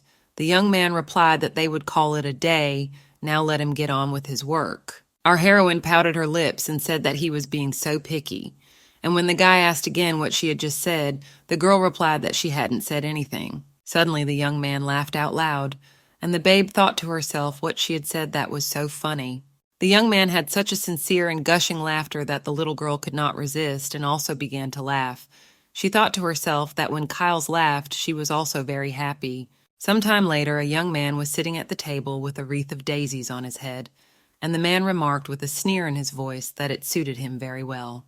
The little girl exclaimed that she had heard that it was necessary to give flowers to the teacher today, and she also wove exactly the same for Grandpa and Prim. She then said that Kills was her teacher, but that the old man and the boy were her friends. Haskin replied that she had a lot more friends recently, then asked if she wanted to go out into the outside world to make more acquaintances. The girl replied that if there was such a possibility of her being able to, she would like to go to study more at school. Meanwhile, the man was angry to himself that this fool still dares to turn his back on him, then said that if the guy cannot send her to school, he will tell her the times when Kills was a teacher. Our heroine was very happy about this, and the old man quietly showed his tongue to the young man, who looked at him with a sizzling look. Then he began to tell that in the royal family he was 100 times weaker than he is now. The old man even thought that if he hurt him, he would bleed. Back then, he was even stricter, and a lot of people even made bets to make him laugh. Tiny pointed out that if the young man was of noble blood, then grandfather turns out to be too. The man replied that he had never received any status or anything like that. When our heroine asked how then they even met, a sepulchral silence hung in the room. The atmosphere became so tense that it seemed as if the air had become heavy. The young man explained that Haskan worked as a courtier for the Cauldron's family. Asya asked that how could he do that if he wasn't royalty. The old man explained that nobles needed assistance. Even if this guy wasn't royalty, he was entrusted with the title of mage. The girl replied that she understood everything and asked why nobles were called that. The guy replied that there was no reason. Humans are creatures that cannot live without social categorization. Asterians also talk about equality, but in reality, class division prevails in society. How could anyone even think of using the shards of Egeron? Our heroine asked what they were. Grandfather replied that the little girl was asking too many questions lately. Then he turned to Kills and said that since he was the one who brought it up, let him explain it. And anyway, if Haskin started telling it, it would take too long. The girl exclaimed that there was no problem with that, as she really wanted to listen and was interested. The old man said that 50 years ago magic was a mystery. Very few people knew how to use it because no one knew what magic was. But then someone broke into the great palace at Egeron in the south of the northern mountains. It was a place of taboo, serving as a refuge that the royal families hid. Tiny said she had heard of dragons guarding the hidden part of the great palace. The man replied that there were such rumors, but still only one thing they were sure of for sure. The intruders had come out of the heart of the great palace with a great treasure. It was the shard of Egeron, namely an item that allows ordinary people to sense mana. With this shard, the cities in the center were united into Aster. Even now, they were supplying various goods to the townspeople and raising taxes. This was the reason why he had a fight with Khaldrogan, namely because the central regions had united into the largest country on the continent in just half a century. Because of that, the great kings of Aster had become more arrogant. The man then started trying to remember the name they liked to call themselves, but he had completely forgotten the word. The young man added that stealing and using a power that was not given from birth was, one could say, a self-proclamation of a mysterious conqueror. When the girl said that it was still better when more people knew magic, the young man noted that his old acquaintance had said exactly the same thing. The young man's expression immediately changed. He became sad and thought about something. The man told the little girl to finish eating, as she needed to grow. The young man said that he would go and let them finish everything without him. After a while, Asya held a huge stack of papers in her hands and complained to the old man that apparently she should ask him to give her less work. Haskin thoughtfully replied that she definitely should. The angry little thing walked purposefully to his room, while the old man encouraged her and yelled at her to teach him a lesson. When Asya looked into his room, you saw that the young man was sitting with his back to the entrance. So you decided to scare him, crept up quietly, and then hugged his arm sharply. Then you looked at his stony expression and asked in surprise that did he really expect that. The young man replied that absolutely not, and he was very surprised. When the babe saw that he was reading the story of the huge dragon and the golden bird, she noted that she also liked it very much, and now she could finally finish it. The huge dragon, awakened from a long sleep, flew in the footsteps of the golden bird from the backside of the world. However, the creature, having lost its power, was crushed in its path. Being on the cusp of death, the dragon was still glad that he finally saw the golden bird Ingram flying by, and afterward he watched the starry sea. The boy noted that she was no longer making mistakes. The little girl exclaimed that of course she did, for she had read it more than once. Keels asked what about the theory of magic and the 5 great elements. Then he added that it was late, so she could finish it tomorrow. When the young man was silent and looked at her for a long time, our heroine asked what he was thinking about at the moment. When the guy replied that he was thinking about what to do tomorrow, the girl immediately jumped off his lap and said that it was all unfair, so she was leaving. At last she wished him sweet dreams anyway. On the way, the little girl remembered that she was supposed to bring a couple of books, but she completely forgot about it, so she decided to go back. When she entered the office again, the young man was not there, and she wondered where he had gone so quickly. Then she noticed another door in the room which was ajar and decided to look in there. There she saw that the young man was kneeling near the window in the rays of the brightly shining moon. The girl realized that he was crying bitterly. She wished he wouldn't do that, or at least help him wipe away his tears. But our heroine knew that Keels would not let her do that, so she decided to just leave. A long time had passed since then, and the boy told her to take some things to Keels' room. When she went in there, she didn't see him right away, but she thought the young man was in there somewhere. Then she noticed a wreath and thought that it was the same one she had given him 6 months ago.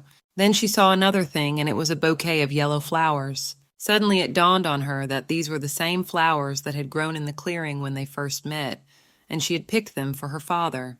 Tiny didn't understand why the boy kept them. As Tiny and the boy took a break together and ate cake, she said that someone had picked up what she had lost but hadn't said anything to her about it, why the person did that. Prem replied that maybe it was so important to him that he didn't want it back. If it wasn't that important, then why not? The little girl then saw that Keels had returned and immediately ran up to him asking where he had been. The young man replied that he wanted to give her something. He then handed her something that was wrapped in red paper and also had a note attached to it. It said that it was for his brilliant student, Asya Konak, with the hope that the path of adventure she would take in the future would be a journey filled with fun experiences. With best wishes, her teacher is Kils Iskadrian. The boy said that soon it would be exactly 1 year since she came to this house, so he had prepared a gift for her. The girl was very excited and curious as to what was in it, so she quickly began to unpack the package. She took out a long black cloak and asked if it was called a robe. The boy replied that he had thought of clothes or toys at first, but then he remembered that it was customary at Ivory's castle to receive magically woven robes. She would get a cloak when she was an adult, but for now she could try this one on. Then he added that if she didn't like it, she didn't have to wear it. Asya exclaimed in surprise as to why he thought that.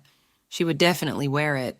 Then she noticed that there was a beautiful white bow lying near her, which had apparently fallen out of the bundle, and she had not seen it. The young man said he thought her hair had grown out a lot, so he bought her a hair clip, handed him this hair jewelry, and told him to be the one to tie it. After a while, the babe asked how it was, whether it worked or not. The young man replied that it was just a nightmare, but it was not her fault because it was his bad skills.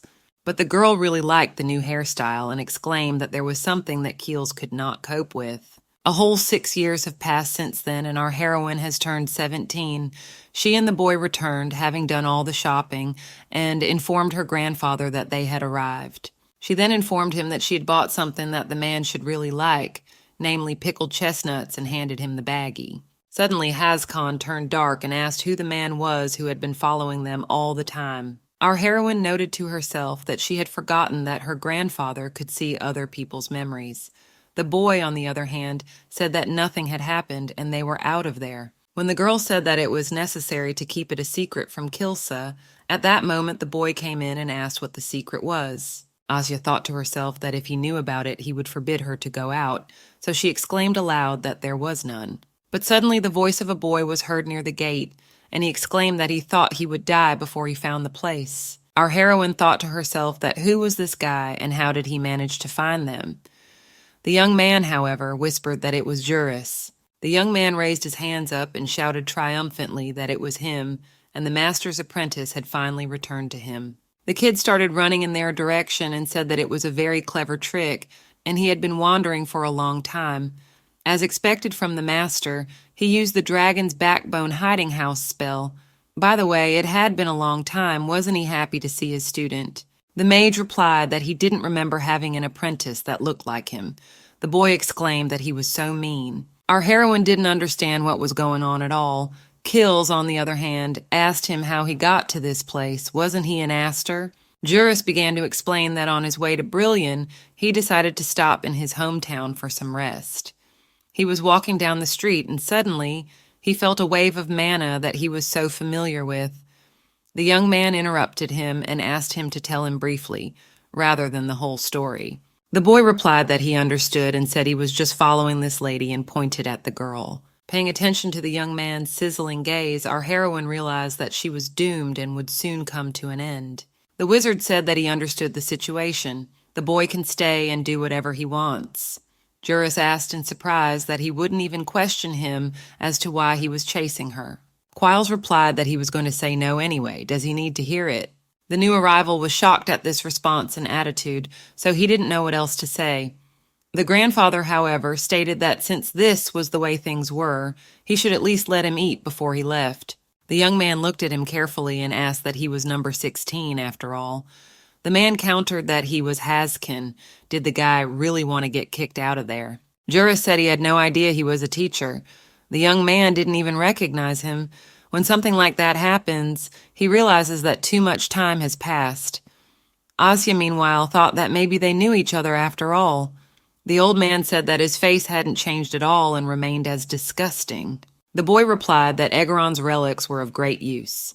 It was a slave contract in exchange for Professor Effranger's positions, but anyway, wasn't that body sworn to follow the path of magic? It was all worth it. Asya remembered the same red-haired boy who had told her that he was going to enter Effranger next year, so he too would become a wizard. So the girl asked if he was a professor at this place where everyone was trained in magic. The young man answered that he is indeed, and he is the head of magical biology at Effranger, and his name is Professor Martin Juris. After a while, they sat down to eat at the table, and our heroine asked if Martin studied in Ivory Tower together with Kills. The guy answered that he had not, and he was just his assistant when the wizard was the court mage of Caldrogan. The girl asked how long ago that was. The young man hesitated and replied that he was, I think, 21. The lad wouldn't say he was very competent. Asya thought to herself that he looked quite young. Juris, on the other hand, went on to say that at the time he was just a stone egg of mana who couldn't even create proper formulas. The old man immediately explained that it was an idiom among mages that meant inexperienced. The young man added that it seemed to have been invented when some mages with a bad temper quarreled over eggs for breakfast. Our heroine asked how old Kills was then. Juris laughed and replied that neither the professor nor he looked his age. Asya clarified that it was not a secret. The young man replied that she was rather sharp and more mature than the students in Effranger. Compared to her, they are just a bunch of some underage kids. Asya asked if he could tell her more about the institution. She had once read that they didn't recognize the 5 great elements. Was it true? Martin replied that rather, the mages of Aster do not recognize the existence of the 5th element. The girl objected that after all it is the caster himself. How could it not exist? The boy asked if she was familiar with the artifacts of Egeron. It is a huge magical resource that was found 50 years ago. Our heroine replied that of course she was. The young man said that magic in Aster works by using banners and wands with these artifacts. Basically, the artifact is considered the caster, not the person. Juris thinks that for Asters, magic is a true blessing. Few people are born with innate powers, and magic was previously only used by a select few. At the moment, their magic can be used by anyone, regardless of their background. The girl exclaimed that she too would like to meet Aster's mages, noted that they seemed to have found a perfect language in general. The young man, on the other hand, replied to the girl that there was much to learn from them. Asya asked that if Kyle's was really that amazing. The boy replied that of course he is. He is the last legend of Ivory Tower and a descendant of the Grey Pilgrim. All the mages in Aster put together couldn't even stand next to him. But his lessons are notoriously difficult to understand. He can only imagine how she must be suffering. Asya replied that the lessons were difficult at first, but that they are perfectly fine now. They aren't hard enough to agonize over. Yuria exclaimed that it was so unfair. Why couldn't the professor be as calm with him when teaching him? Kills, who appeared on the stairs, replied that he could always start teaching him again. He would be happy to repeat any material if Juris wanted to. The boy replied that it was fine. He seemed to have spoken too much with his words, then added that Aster was now looking for qualified mages, not paying attention to background or status. The mage replied that he was aware of this and rumors had reached them as well. The man exclaimed that is it really true? Apparently Aster is planning a war or something similar, isn't it? Martin replied that it was a secret. Then he fell silent and began to stare at our heroine, after which he exclaimed that, if you think about it that way, she turned 17 this year and the new semester will start very soon and it's the perfect time. There might even be openings among the graduating seniors. If she wanted to enroll, he could even write her a letter of recommendation. Master Kilsa's apprentice should be more than qualified. The girl was excited and thought to herself that she only wanted to ask if she could go to a magic school. But suddenly the young man replied that it was definitely not to be. Asya exclaimed that why couldn't she go to a magic school? Leaving, the young man replied that he said no, and that was the end of the conversation. Our heroine ran outside after him and said that she really wanted to go to a Franger. The magician replied that all they teach is practical knowledge of how to serve no. Would she really want to learn that? The girl replied that no, but she wants to see the artifacts of Egeron and also learn more about how magic is used in Aster. The boy replied that if that was her only goal, he could teach her such a thing right now. Aster magic is nothing more than a childish imitation that depends entirely on artifacts. It's not real magic. If she wants to leave, she has to give him a worthwhile reason. The girl replied that reading about things was not the same as actually experiencing them. He had told her so himself. Quile said that the world was a cruel place. There might be people who looked down on her just because of her birth. The girl countered that he couldn't know what would happen in the future. The young man replied that he was saying all this based on his experience. Asya exclaimed that even if that was true, she was perfectly fine with it. The wizard parried that he was against it since he didn't want her to get hurt. The girl again countered that if that happened and she was hurt, it wouldn't affect him in any way. It's not like they are not connected and can't feel what is happening to each other. The girl then burst into tears and started running away. She couldn't believe that he had turned her down. How much longer he would treat her like a little child. After a while, the old man told Kills to let her go. The young man, after all, knows how much she wants to. The boy replied that someone might recognize her there, like the dean. The old man replied that Aster doesn't care about Caldrogan anymore, unless there is Kaisor, but that man is obsessed with any oddities. The young man replied that he doesn't care about the man. He just doesn't want her to know, and that's all. Haskin said that he needs to temper his ego. What's the big deal if she finds out? He can't keep her in the dark and locked up forever. The old man sees her looking at the school every time she goes shopping in town. The young man replied that if she goes to Aster, he will never see her again.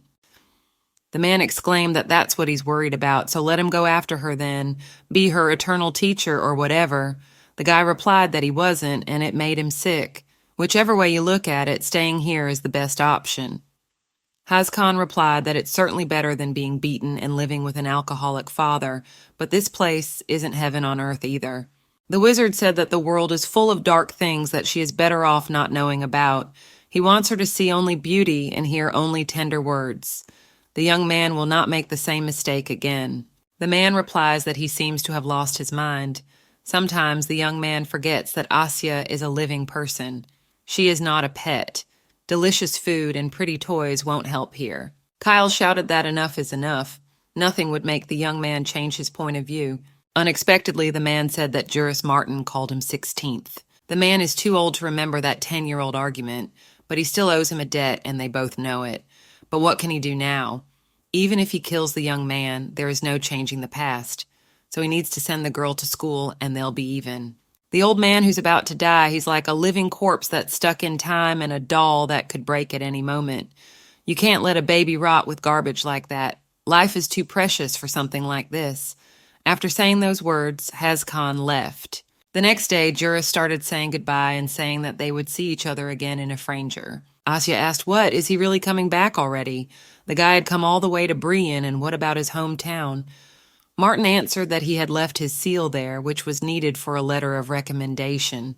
Besides, even if he were to return home now, there would still be no one there that he would recognize. Then exclaimed that it was all unimportant and that they would see each other in a week at Brienne. The girl replied that was fine and thanked him. After the boy had left, Asya saw that Kills was watching their farewell from the window. Our heroine thought to herself that even if they quarreled, it is impossible to completely ignore him, so she began to wave to him. But the young man did not do the same in response and began to pull the curtains so that he could not be seen. The girl noted to herself that apparently he was very disappointed in her because of her persistence. She didn't understand why she was being so stubborn in the first place. After a while, they accidentally ran into the wizard in the corridor, and there was an awkward silence. Asya defiantly turned away and continued on her way. She thought to herself that she might be angry with him too. Coming to her room, the girl decided to turn around and saw that the young man stood and looked after her. Finding herself in her bedroom, our heroine began to think about why he looked at her with such a sad look. A week later, Asya was packing a suitcase, and Prem helped her in this. He brought her all the things she needed, including socks and a pillow. About the latter, the girl said it wouldn't fit in her bag. The boy objected that Asya would not be able to sleep without it. She hugged him and said that she would miss him very much. Prem replied that he would miss her too and would like to go with her. Asya laughed and asked what Grandpa and Keels would do without him then. The boy replied that they would manage on their own. Haskin resented that, to throw all the work off on an old man in order to do nothing. What kind of helper was that in the first place? But still, the man will be calmer if she does not go alone. Our heroine noted that the old man is the same way. After a while, finally the suitcase with the necessary things was packed, and our heroine was ready to go on the road. Already on the street, she hugged the boy one last time, who told her to take care of herself. The old man started to tell her to just walk, and he didn't need all this sentimentality, but the girl still hugged him tightly and thanked him for everything. Haskin told her not to let silly children humiliate her and let her study well, though he thinks she already knows and understands everything. Asya replied that of course she did. She had the best teacher after all. Suddenly a casing approached them, who handed our heroine a beautiful black and gold box. The young man explained that it was a magic box that could send letters. In a Franger, all letters are checked. If she wanted to write to him, she could just put a leaf in it. And our heroine noted to herself that she thought she had seen something like that in his office. Aloud, she exclaimed that it was a rather unusual artifact and where he got it from. The young man replied that he had made it himself. She might not worry about being caught since he had added defense spells. Asya clarified if a Franger might have questions because of her. The young man replied that, of course not. The girl objected that wasn't that against the rules. Kills ignored the question and said he would walk her to Brillon. On the way, the girl thought about whether this was such an attempt at reconciliation. Suddenly, the young man said he didn't know if she remembered, but he had once said he didn't want her to know about the outside world. Since that moment, absolutely nothing has changed, and even now he doesn't want to let her go. If it were his will, the guy would lock her up at home and never let her out. If his hands weren't tied, that's what he would have done. The girl wondered if he hadn't said he would give her anything she wanted. She would like to go to school, make friends there, and study Aster's magic. There is so much she wants to learn. Kills replied that she would soon realize that things were far from what she had made up for herself. She would be better off not knowing about some things at all, but why does she want that so badly? Our heroine asks if he remembers his words about what the future holds for her. In the letter, the young man said that the path of adventure she would take in the future would be a journey filled with wonderful things. All this he wrote to her personally. The world is so big and full of mysteries, so she wants to solve them on her own. Let the guy please let her go. The young man sighed heavily and said that she always has the last word. The girl exclaimed that, as they say, no teacher can beat his student. The young man asked in surprise where they even say such a thing. It was the first time he had heard of it. Smiling, our heroine replied that she was saying it as she had just made it up. The young man replied that he would let her go, but only on one condition. Let her not mention his name in the academy, and it's not because she is his student. Asya clarified that it's because he wants to keep the secret, or what. Quiles replied that yes, and she understands it very well. The girl said she'll be back as soon as the semester is over, plus she will be texting him a lot.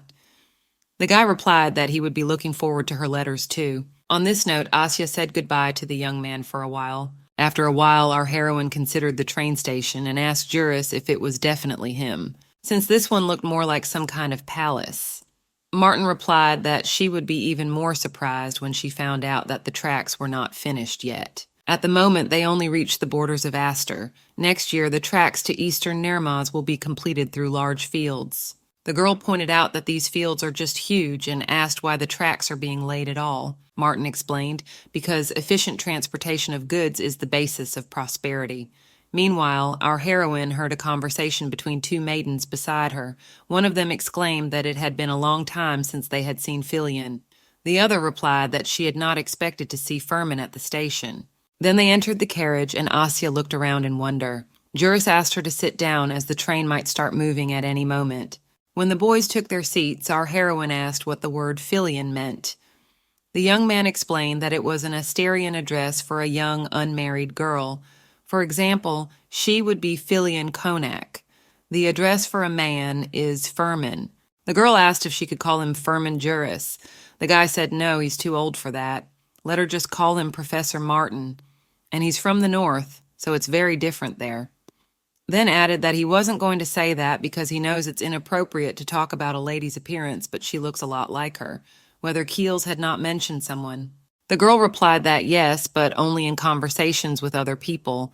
They said she looked like someone the teacher had known before. Juris replied that he was only saying that because Teacher Keels wasn't around right now.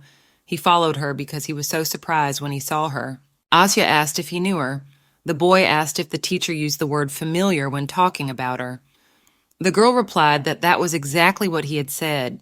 Martin noted that he didn't think that was the right word to describe her. He then started to say that their relationship had been, how shall I put it, but suddenly stopped and said that he'd better not continue, or Kyles would behead him. Asya asked if she had anything to do with the royal court. Maybe she worked there. Guy asked how she came to that conclusion. Asya replied that because it seems that at the time they were close, the teacher worked at the royal court. I mean, that's obvious. The professor remarked that she had good wit and would settle in well at the academy. He then asked why she shouldn't rest for a while since they still had a long way to go. The girl exclaimed that in that case she would read a book. The young man asked if it was a children's book about the great dragon and the bird Ingram. It was a story that opened up in a new light after studying magic. He used to read it all the time when he was a child, too. When our heroine asked why, the boy exclaimed in surprise that she was not aware of it. They say this tale is actually about the history of magicians. In the north, where dragons are still worshipped, mages are called heirs of the dragon's blood. That's why some people think this story and wizards are connected. It also has a connection to the founding of Caldrogan. 1,000 years ago, before the current kingdoms appeared on the continent, the first mage appeared.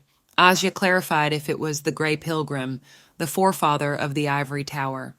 The boy answered that yes, but for the people of ancient times, magic was something to be feared, not revered. The Grey Wanderer was considered an outcast. He roamed the continent, avoiding everyone. Then the wizard met someone from the Cauldron family, an ancestor of the royal family. They made a pact with each other. Eventually they became friends, and the wizard helped found the kingdom of Caldrogan. Asya asked why the Grey Pilgrim had chosen a Caldrinian. There must have been many different rulers back then. The young man replied that there are many theories. Some say that the first Caldrinian was named Ingraham, like the same golden bird. Either way, after Ingram conquered the north with the wizard's help, he gave him something as payment for the treaty. Our heroine, burning with impatience to find out what it was as soon as possible, asked him to tell further.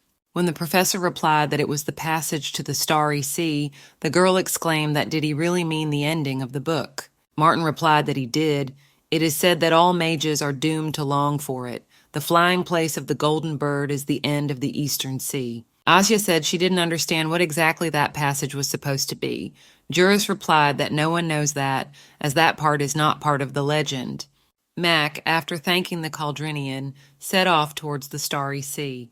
The king missed his dear friend so much that he built an observatory tower on Cape Vane, which later became the Ivory Tower.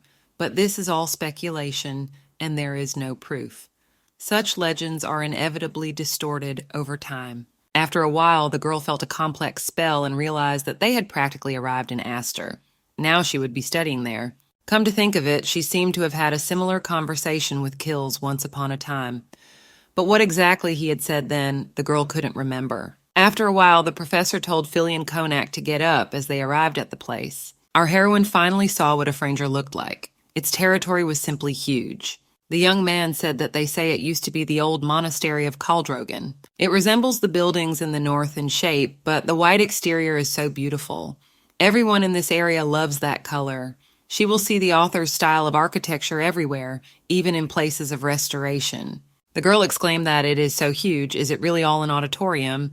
The young man replied that no, some rooms are only for official meetings and ceremonies. Less than half are used for education. As Asya got off the train, she saw two girls and asked the professor if their clothes were school uniforms. Martin answered that yes, and just remembered that she needed it too, so he would find her a good tailor. Our heroine noted to herself that she couldn't wait for her own brand new uniform. When they entered the professor's office, the man told her to make herself at home, and he, meanwhile, would go make them tea. Asya said she thought all mages were dirty, though she only knew one, but his office was surprisingly tidy. Martin clarified who she meant. The girl replied that Kilsa, of course. His office is so dirty that he even has trouble finding a quill to write with. When Juris heard that, he was very surprised. Afterward, he asked him that wasn't he obsessed with cleanliness. Perhaps he's just gotten softer over the years. Anyway, here are all the necessary papers. She'd better go to the dormitory to register. Mrs. Ruth will take care of everything. The girl couldn't believe her happiness that she was now an Effranger student. But suddenly she heard from the director of the women's dormitory that these documents were not enough for admission. The woman then looked at our heroine carefully and asked her what her name was. The girl answered that Asya Konak. I thought to myself why she was asking her that. Then Miss Ruth asked who her guardian was. Asya answered that Professor Martin Jury was her guardian while she was in the institution. The woman replied that as far as she knew, Professor Juris had taken a sabbatical. Our heroine replied that he had, but that he was now back to help her. Ruth asked if she had a document to prove his guardianship. Asya replied that she didn't. The professor said that was all the paperwork she needed. Inside, however, she was starting to panic since Juris didn't say anything else was needed. The dorm director stated that all her documentation is then called into question.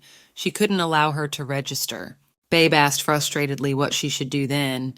Ruth replied that she would have to provide documentation that would prove guardianship. Our heroine didn't realize what she should do since Keels is now at home. Does she need to go back in order to get this document? Suddenly the doors opened and the young man apologized, as he did not know that the dormitory director had a visitor right now. He then walked on and asked what was wrong. Asya replied that Miss Ruth had said that a certificate of guardianship was needed, but she didn't have one. The woman added that she did not provide all the necessary documents. This is a common mistake among students. The boy asked to let him look at what she had with her. The young boy began to read that this is Asya Konak. From the Dominion of Kalincia, her guardian is Professor Juris. According to the order of Article 18, Section 49, this student is enrolled through a special admission process, after which he exclaimed that it was a special admission at all and he didn't see any problem. The woman countered that, following the rules, anyone with a guardian in lieu of a representative must provide additional documents that verify their identity. The girl, however, failed to do so. Guy exclaimed that the reason she has a guardian is because her representative just couldn't make it. It would take at least 3 weeks for the mail from Kalincia to get to this place. Does she really want to make this girl sleep outside until then? That's really cruel. The dormitory director tried to object that rules are rules, but the boy asked her to go easy on her. He also brought her the very book she had asked for, after which he exclaimed that they could go. Miss Ruth would take care of everything. Already on the street, our heroine thanked him for all he had done for her. The young man replied that it was nothing, and he thought the woman was just unbearable. What other certificate of guardianship? He had never heard of anyone being asked for such a thing. Asya asked that then why did she do that? It was the first time they had met. The guy replied that he had no idea. Perhaps that's what it meant to be an old lady. After which he asked if she remembered him. The girl thought to herself that why on earth would she remember him? But looking at him more closely, she realized that she had seen him somewhere before. Then she exclaimed that Lake Arundel, the mountain gem, was where they had seen each other as children. The boy replied that at last, then added that he never thought they would meet again. He then introduced himself and said his name was Lincio. Our heroine replied that she was surprised that he remembered her, since it had been so long ago. The young man said that they still talk about what happened that day, especially his mom. That magician really made an impression on her, how he was feeling, and if he was even alive. She almost said his name, but then quickly corrected herself and said that her teacher was fine.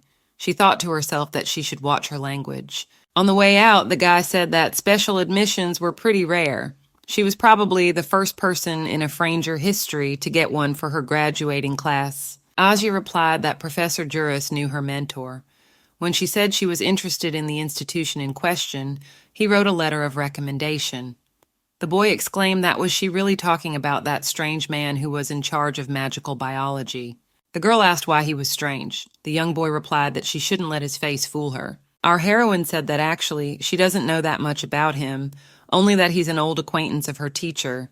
Linzio replied that he could only say that the professor can be a bit nervous when practicing. Then he added that if she came here on his recommendation, that means she's a commoner. Our heroine snorted and replied that she was. She thought to herself that maybe she shouldn't have said that. Asya began to remember Kilsa's words that all these arrogant aristocrats are the same. They are vile and disgusting creatures. So she got angry and exclaimed that maybe he wanted her to address him as Sir. The boy exclaimed that not at all. They are nobles only because of his grandfather. He got the title decades ago. There was no need to treat him in any special way. He then asked that maybe he should introduce her to his friend. He's probably in his dorm. The girl was so happy to make new friends until she had to hide under her bed because Sir Dominon came in. She couldn't understand what she was even doing or how she had gotten to this point. The man reprimanded Linzio Kaisa and said that he never learned how to clean. The young man, on the other hand, asked for forgiveness. When our heroine heard his last name, it seemed very familiar to her, and she had definitely heard it somewhere before. Suddenly it dawned on her where. Then the man began to shout that he was the scoundrel who had caused a commotion in the women's dormitory. Now he should be careful, as the cheese dominon would be watching him. When the man left, the boy told her it was okay to get out from under the bed already. His friend, Mahiran Rochestainen, asked if he had given his book to the principal of the girls' dormitory. The young boy asked if he knew how he was caught in that dormitory. Mahiran replied that he did know. Linzio said that Miss Ruth threatened to tell his parents, so he talked to her a bit, and she agreed to keep quiet if he gave her one book. Problem is, he couldn't even find it at the library. The friend started to get indignant that it was him who stole his book after all. Does he know how rare it is? The guy replied that he knew it was only printed in Caldrogan, but luckily he has a close friend from the north right here. He was very surprised to find out that he had what he needed in his collection. When Linzio wanted to say its name, the boy abruptly covered his mouth with his hands and told him to shut up. Rochestainen then turned to Asa and asked him to forgive him. He may seem like a frivolous fool and a thief, but he is actually very good. The guy exclaimed that he should stop pouring mud on him in front of the girl. The guy then said it was time to go back to her dormitory. Our heroine tried to object that Mrs. Ruth had told her not to. The young man exclaimed that he had already given her the book, so everything was settled. His friend resented that he could at least try to pretend to feel guilty. Lying in her bed, Asya noted that meant Linzio was related to that count they had met at the lake. The boy said that they had just gone to Arendon for a vacation. The girl asked, sort of just out of curiosity, if his grandfather had been with them. The young man replied that he was, but he was injured on the trip and is still bedridden. It's not fatal, but he's in a lot of pain. That's why his parents make the boy visit his grandfather every vacation. It would be better if our heroine never mentioned the name Kilsa in front of him, whether it's even worth telling the teacher about it. But she thought that as soon as the young man finds out that Kazu's great-grandson is at the academy, he will order her to return home immediately. So she decided that it was worth it to keep it a better secret. But the young man seems to be a good person. A new place, new friends, learning new things. It must be wonderful. After a while, she sat down to write a letter for her dear teacher, Kilsis Cadrian. While she didn't think it would be easy, it was harder to get used to. A lot of what he taught her is quite different in this place. She encounters surprises both in and out of the classroom. Sometimes she feels like a complete fool. That's how it really was, but she wrote to him that a Franger in the fall is just beautiful everywhere you look. She feels good about the place. The lectures are interesting, the students are friendly. Weeks earlier, when she first entered the classroom, she noted that there were no familiar faces. But then she was called in by Lindsay along with her friend, and she was excited that they would be studying at the place. The professor then entered the classroom and told everyone to take their seats, after which he added that he believed none of them were studying during the vacation as usual. It might be worth refreshing their memories. They would start by making the mana stone glow, have everyone get into pairs and compare the brightness of their stones, and then show the results. Our heroine didn't know who to pair up with because the people she knew were already taken. But suddenly a young man came up to her and said that if she did not have a couple yet, would she like to unite? The girl got excited and said she agreed. The boy said he hadn't seen her at this school before. Asya introduced herself and said that she had recently transferred to the graduating class. When the professor gave her a mana stone, our heroine thought about the fact that while he did not introduce himself, he did not have a name. The girl noted that it was almost exactly the same as the stone she had used when Kills first taught her. The mana stone immediately glowed blindingly bright in her hands, and she was pleased that she had succeeded. Noticing that all of her classmates began to stare at her in silence, Asya didn't understand what had happened or what had surprised them so much. Why remembered how Juris had given her the emblem and wand that belonged to a student who had left the academy. She would use them every day from now on. She should use the remaining time to familiarize herself with it. Then added that he strongly recommended that she do so. The Asterians are not very friendly to northern mages, that is, hereditary wizards. Our heroine only now realized that she had completely forgotten about his words and did not use her wand. Classmates immediately began to whisper, "Who is she? From the north or something?" Apparently, she was the same student who had recently transferred. What's she doing in her senior year? They heard she had special clearance, just recently in or expelled. Maybe she's here to keep the place empty. After the situation that happened, our heroine started to feel like a white crow. When Lindsay approached her and asked if she was a hereditary mage, the girl said that she wasn't trying to hide it from him or anything else. But suddenly the young man exclaimed that it was just amazing. It turns out that her teacher used magic without a wand. Is that true? The girl replied that she had never used a wand at home and had forgotten that she didn't usually do that. Then asked why Mahiran was so surprised. Didn't he come from the north? The boy replied that he was from there, but still a hereditary mage is still rare. The young girl said that if her fellow northerner is so surprised, it's not at all strange that everyone else was so shocked. Let him ignore them. They're just a bunch of plebes. Rumors spread very quickly throughout the educational institution, and everyone began to avoid her. When they saw her, the boys began to whisper that she had special clearance and was a hereditary mage. The only ones who didn't turn away from her and continued to treat her well were Linzeo and Mahiran. So our heroine decided to try to write more about the two of them. Asya asked how Kills was doing. Then she said that she had already made new friends. Linzeo is very smart, cheerful, and never treats her differently from others, for which she is very grateful to him. Mahiran is a nobleman from Caldrogan. He traveled all the way to Aster in order to study. He's always very polite and formal. Reminds her of a fairy tale prince. They are both very good friends, so she is doing very well. Please have him send his best wishes to Prem and Grandpa. Sincerely, his student Asya Konak. After a while, the girl finally got her school uniform. Now she felt like a part of this academy. Asya walked along the territory and thought about the fact that again she forgot where the library was. It is necessary as soon as possible to memorize it. Then she turned her attention to the guys who were staring at her intently. The girl remembered that these guys were from her class, but why they stopped talking and stared at her like that she didn't understand. She said hello to them and thought to herself that she should just keep walking as fast as she could. Suddenly, one of the young men put his foot forward and Asya stumbled, almost falling to the ground. The girl asked irritably what that had just been. The guy replied that it was just his mistake. Next time, he would aim better and try to make sure she fell. He had heard that Caldrogan was sending a lot of spies lately. Could it be that she had come to Aster to spy on them like Rothsteinen? All they Northmen know how to do is steal. It's no wonder, considering their magic and technology is so backward. Our heroine got angry and shouted that she was from Calincia, not Caldrogan. It's a separate country, and they are completely different. The boys snidely thanked her for such an enlightening geography lesson.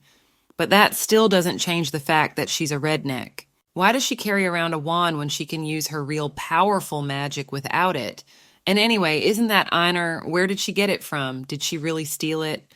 Looks like someone has deft hands. Filian Lumiere suddenly appeared and said that as far as she could remember, students were forbidden to quarrel on the academy grounds, regardless of the reason.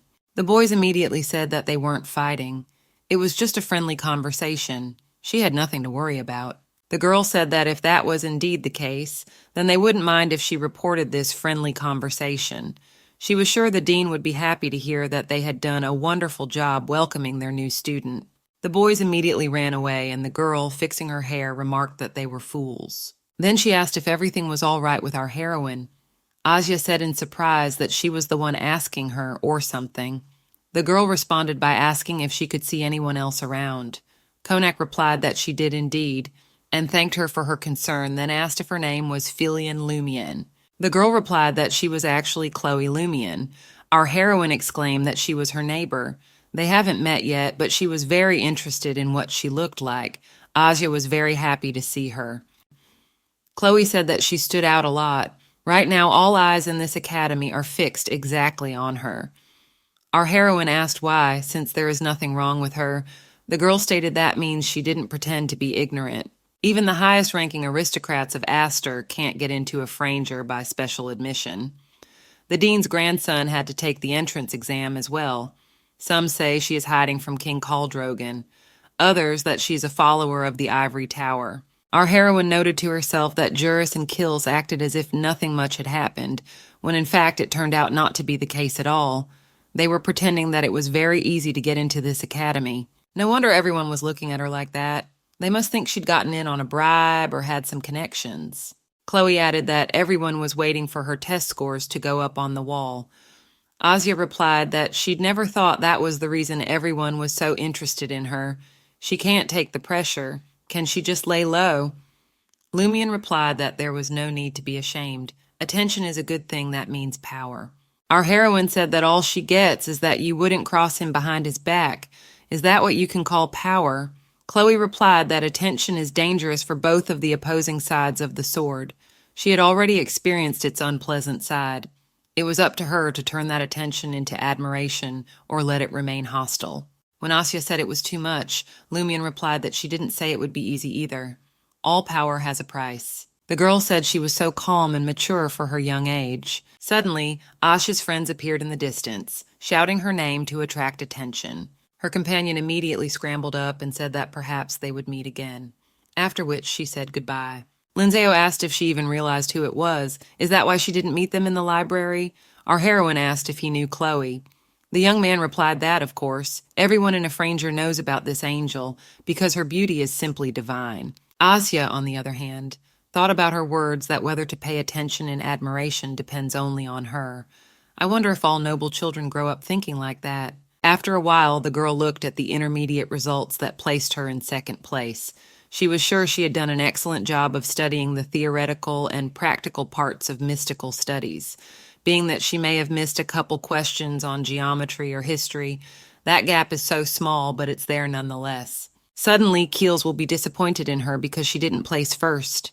The classmates whispered that the brought student had an excellent result. But our heroine did not calm down and thought that as a student of such a great magician, she should learn better, so she will start repeating all her lessons right now.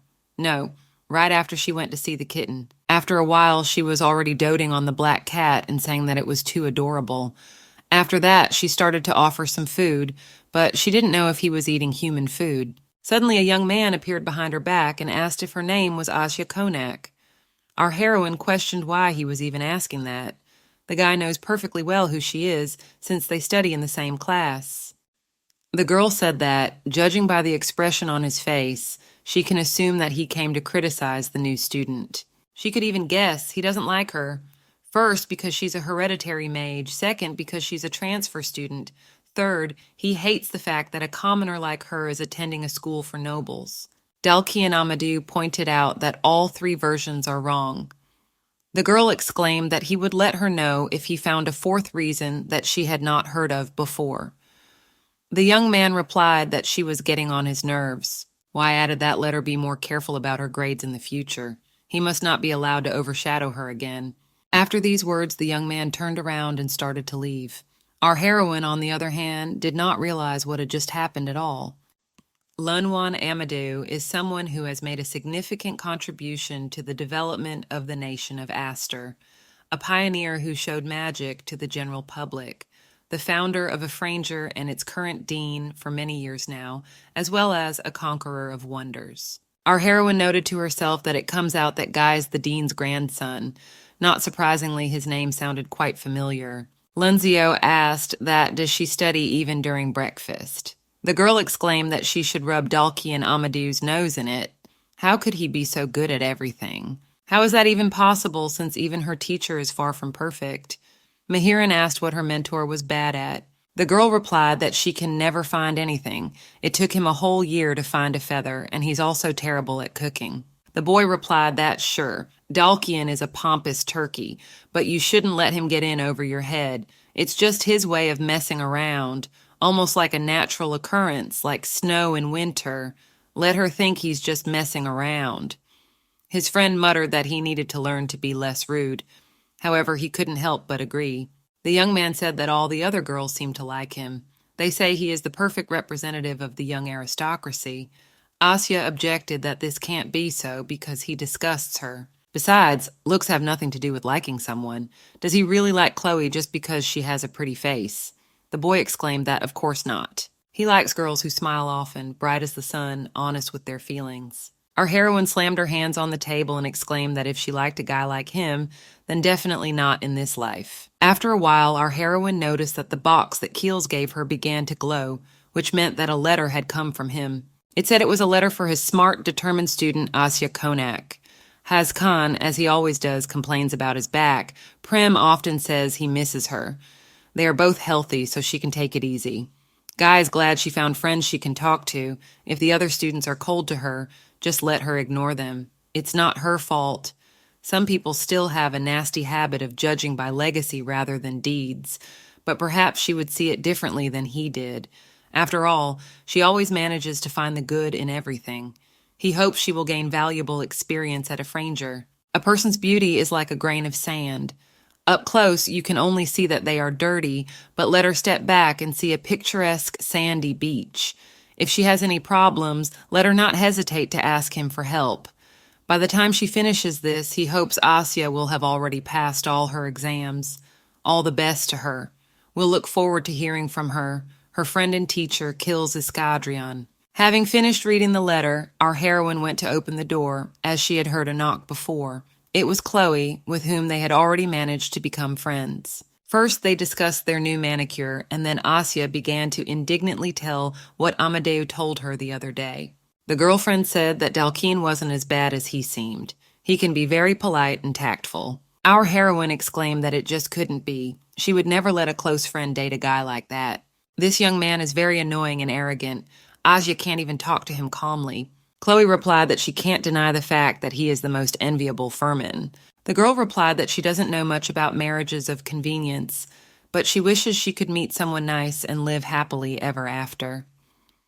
Lumian asked who she meant by someone nice.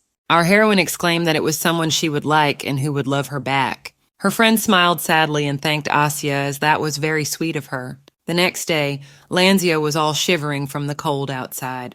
Asya didn't understand why and said that it wasn't actually that chilly. The young man objected that it was because she was from the north. He is so cold that he sleeps with a glowing manna stone. Asya exclaimed that he is just like her grandfather. He sleeps with those because his bones ache in the cold. The boy asked that really, he looks like an old man. Mahiran then came up to them and greeted them while saying that he was looking for both of them. He had heard that Lunzio was taking private hands from Professor Muslin as well. Whether it was true, rumors spread quickly, and he had always been interested in magical weaponry, specifically perfecting it with magic, though there are too few wizards to create such weapons in large quantities. Guy believes that combined with Aster's secret technology, mass production is possible. Asya asked, I think he mentioned that there were several generations of knights in his family. Mahiran replied that he had. His lineage is also called by many, the Sword of Caldrogan. He learned sword techniques from the Northmen from a very young age. Our heroine exclaimed that now it's no wonder he holds his wand like a sword. This is very good. His core is completely stable and the amount of mana is correct. The young man replied that this was high praise from a first-rate apprentice. He still had a long way to go, so he needed to focus. Then our heroine heard some noise behind her and saw Dalkian Amadeo. She hated to admit it, but his skill is impeccable. The magic sword he created is just perfect. The girl noted to herself that he might be a talented mage, but he still disgusted her. She turned to Mahiran and asked if he could help her practice. Literally a moment later, the wand in our heroine's hands began to glow brightly. The boy remarked that it was very beautiful. He envied hereditary mages who could freely wield any magic, regardless of element. Asya said that his element was water, but had he not tried to master the others? The young man replied that not much at all, but the result of his element test showed water, so he never thought to study anything else in detail. Our heroine pointed out that Onasterans do not believe in the five-element theory. In fact, these are the main differences from the magic of the North. Personally, she believes that the fifth element acts as an intersection, binding the other four elements together. Her teacher used to say that magic is the result of the interaction between people and the world. So, taking the caster out of the equation, the whole concept of magic wouldn't exist. The guy asked what it turns out, the fifth element acts as a point of intersection. Asya replied that it does. As long as the caster is convinced of this, all elements will be open to him. The young man asked that then why she thought a Franger should make his students take a predisposition test. Lancio, on the other hand, didn't understand what they were talking about at all. Konak replied that perhaps it was because learning a few elements takes too much time. Focusing on one thing might be more practical. The young man noted that it was certainly much more convenient. Then she remembered Kilsa's words about how all you could get there was practical knowledge on how to maintain the know. Did she really want to learn that? After which she thought that in practice magic might not be as horrible as he described it. After which she went to the library and started looking for a book that was supposed to be useful to Mahiran. She had seen it earlier before this conversation. As she reached for an edition that might have been exactly what she was looking for, someone's hand snatched it away abruptly. It turned out to be Dalkian Amadou, who claimed to have taken it first. Our heroine immediately asked the young man what he wanted for the book. After reading its title, which said that it was an introduction to the extended theory of elements, the young man clarified that she was really interested in it. Asya stated that he didn't even know the title, he just decided to pick it up. The boy replied that maybe, but either way she was boring to him. When Amadou yelled for the girl to stop, she turned around and irritably asked what he wanted from her. The young man asked why she was avoiding him. Our heroine didn't understand what he was talking about. The guy repeated the question again, why she was avoiding him. The girl replied, that isn't it obvious, because he hates her. He is offended that her name was lower on the scoreboard. Amadeo parried that he didn't say he hated her. Asya clarified that wasn't what he meant. Afterward, she told him to move away since she wanted to leave. The young man said that he is offering her a competition in the winter exam. She is against him. For him, it would be the honor of the dean, but for her, it would be the honor of her teacher. Asya exclaimed that why should she even be involved in this? The young man replied that he thought the student-teacher relationship was especially valuable in the North. The girl replied that it was, but is it related? She doesn't know why he hates her, but if Asya wins, she wants him to stop talking to her. The young man looked at her sadly and replied that he agrees. After a while, Professor Travian, who is the substitute professor of magical biology, said that she had an announcement. Instead of the winter exam, they will have a practical class. The graduating class doesn't usually take these exams, but Professor Flanorf recently received a large shipment of something incredibly rare. The students looked at these eggs and didn't realize who they belonged to. Could be dragon eggs, but they must be much bigger. The teacher said that this egg was a Upeka egg, which is the distant descendants of dragons. You could consider them a subspecies. Their assignment for the winter semester is to dissect this egg and report on their observations.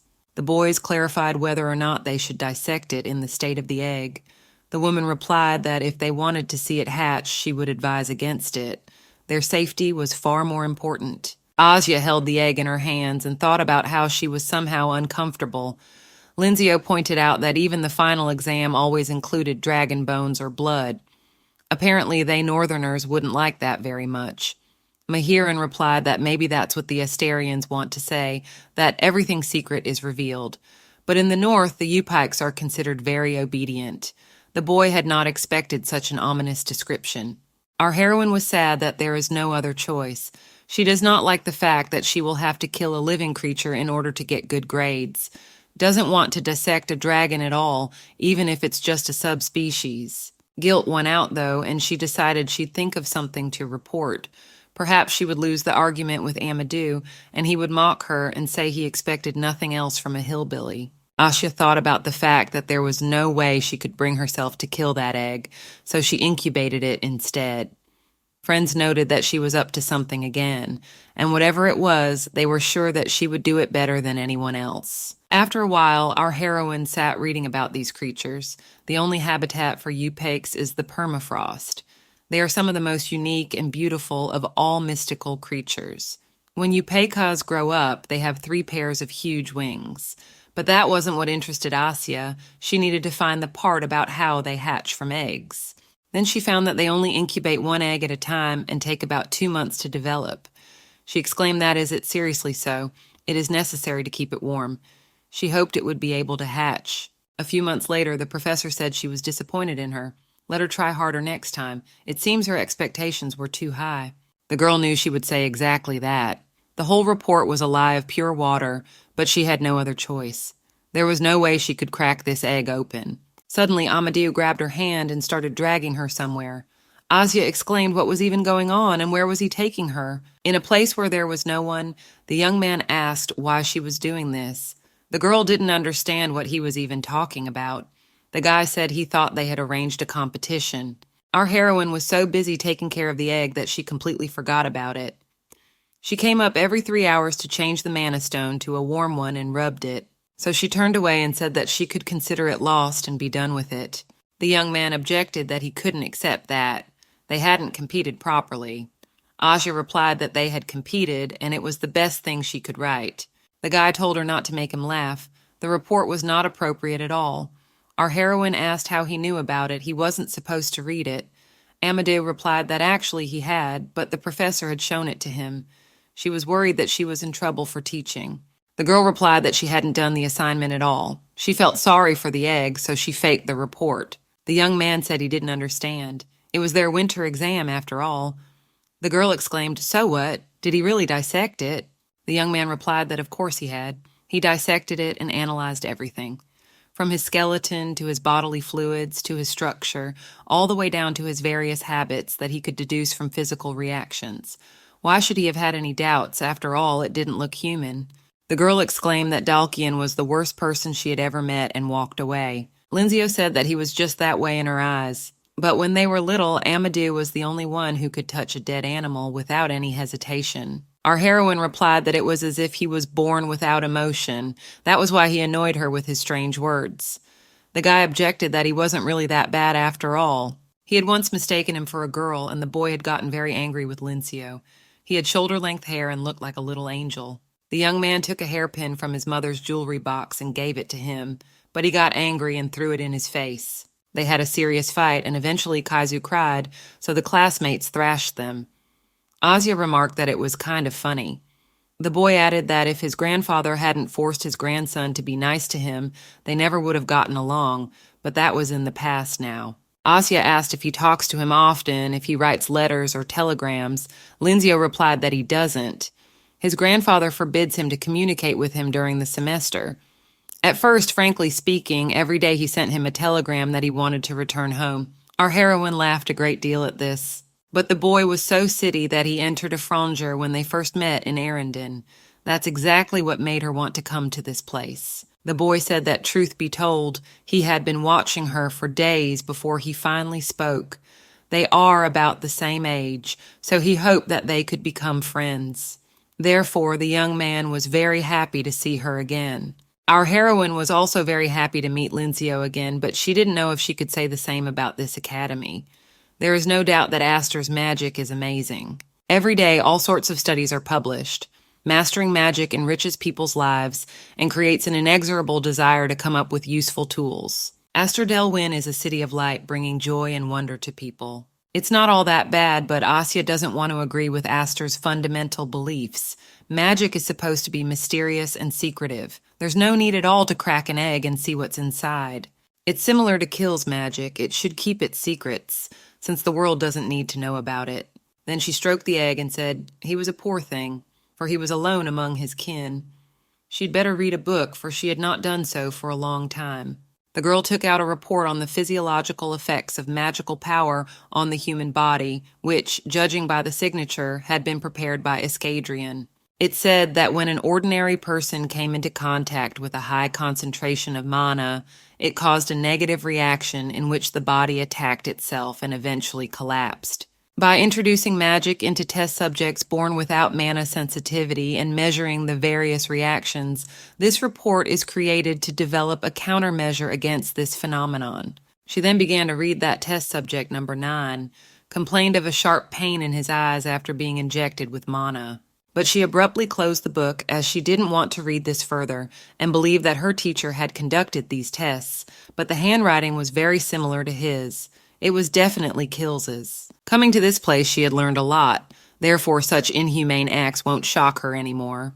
The next day, Amadeo glared at her menacingly as he passed by. Our heroine did not understand what was going on with him at all. Mahiran told her not to worry as he was not worthy of her attention. The girl exclaimed that he could be very cruel sometimes.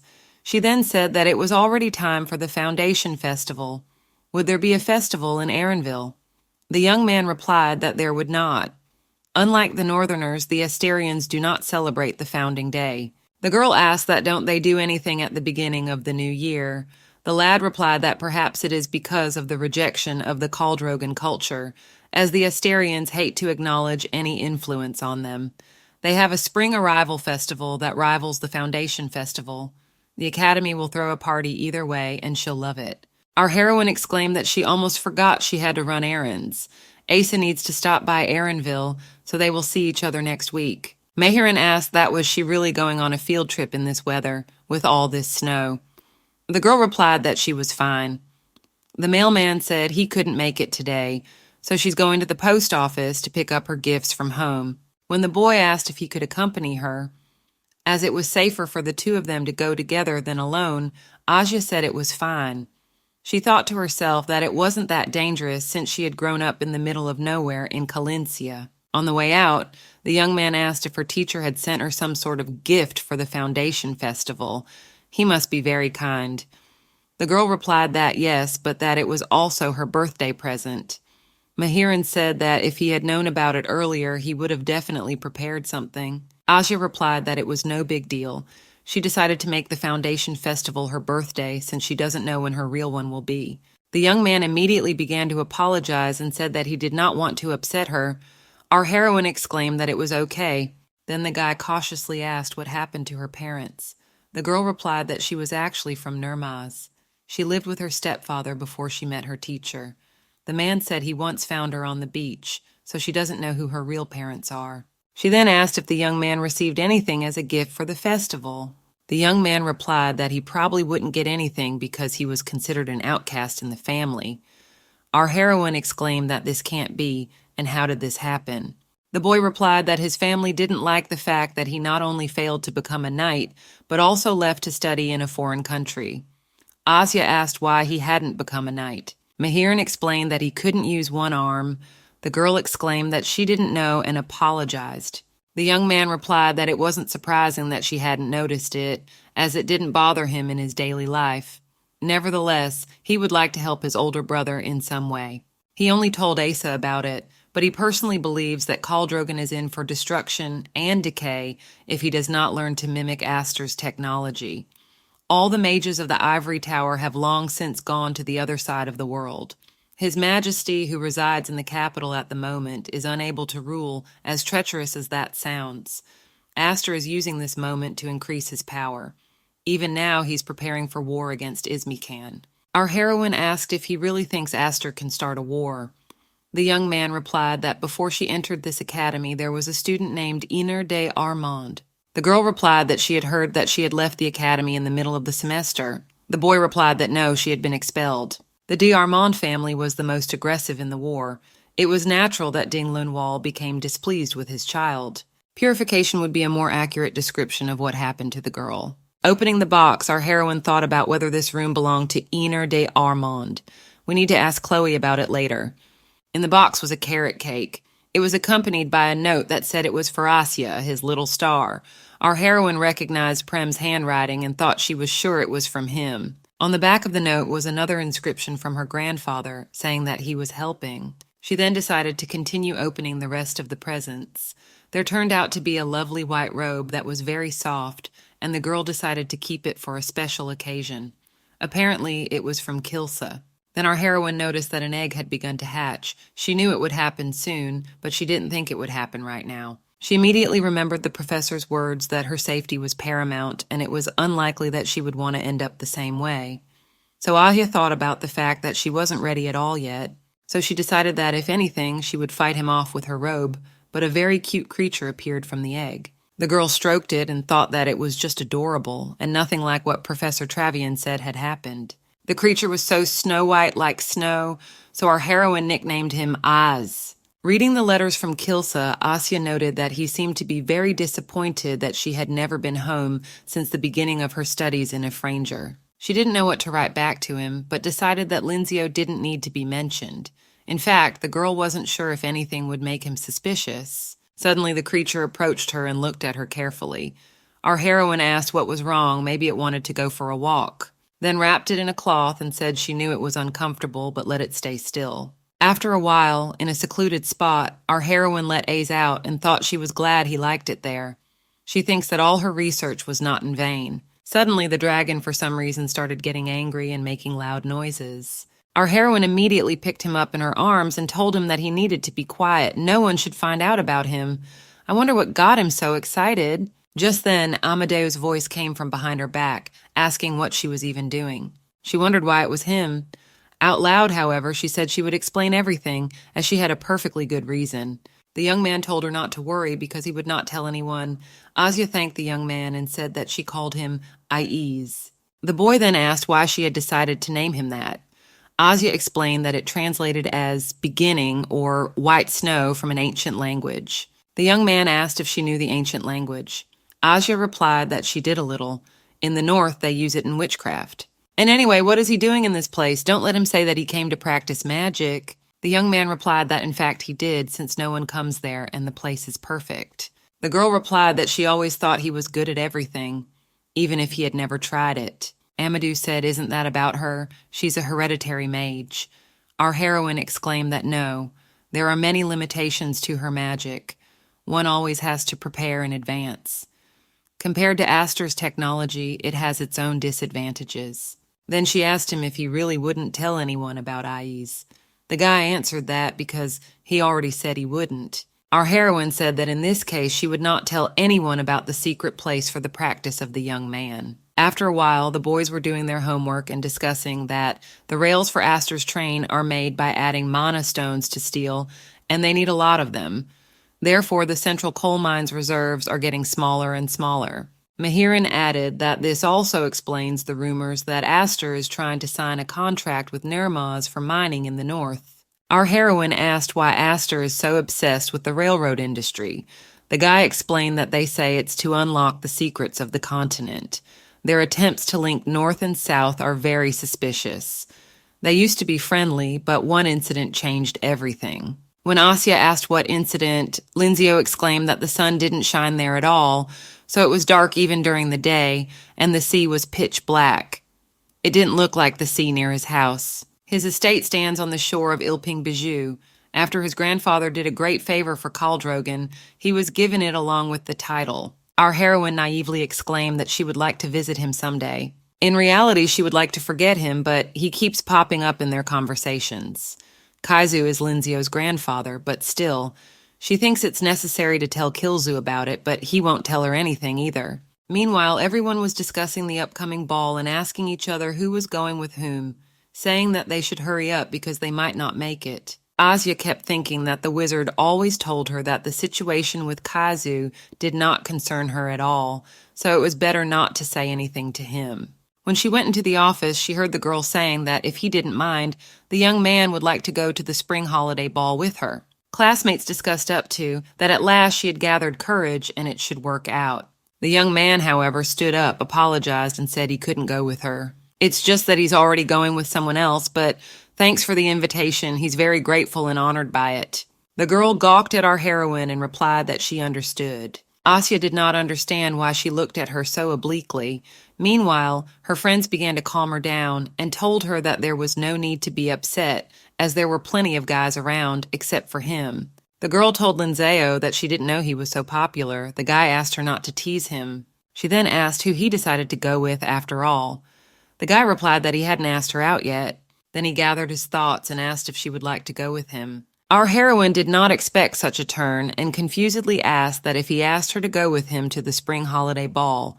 When the young man answered that yes, the girl exclaimed that she agreed. The young man asked what color her dress would be in order for him to wear a matching suit.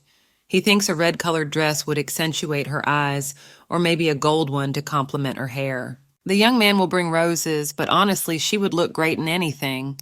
When the girl asked that it is not necessarily necessary some kind of dress, the boy exclaimed that, of course, has she never been to a ball. Our heroine replied that she hadn't and asked where she could buy one. Linzeo exclaimed that a seamstress should make it.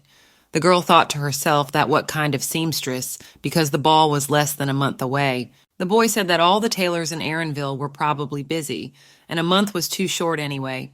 Even if she called a tailor from somewhere else, it would take time for him to get here. The only solution for her is to ask Chloe for help. Asya replied that he was right, and she would go talk to her now. When our heroine was running around the academy looking for Lumion, she happened to run into Amadou. The young man said he wanted to talk to her about something. Asya asked what about, thinking to herself that she didn't have time for that at all. When the young man began to mumble something inaudible about the celebration of spring, Asya exclaimed that if it was not so urgent, she could go, because she was in a hurry. She thought to herself what he wanted to talk about, but she would ask him about it later. When the girl finally found Chloe, she shouted that she had to help her because she didn't have any dresses. Lumion asked in surprise that wasn't she wearing a dress now. Asya replied that she wasn't talking about her uniform, she didn't have a dress for the ball. The friend was horrified and replied that in that case she knew what to do in this situation. When our heroine saw a closet with a huge number of different dresses, she exclaimed that, does she really wear them every day? Chloe replied that no, in fact, none of them she did not wear more than once. Then pulled out a dress and said that she had worn it once last year, let her try it on. Our heroine asked that really right here and now.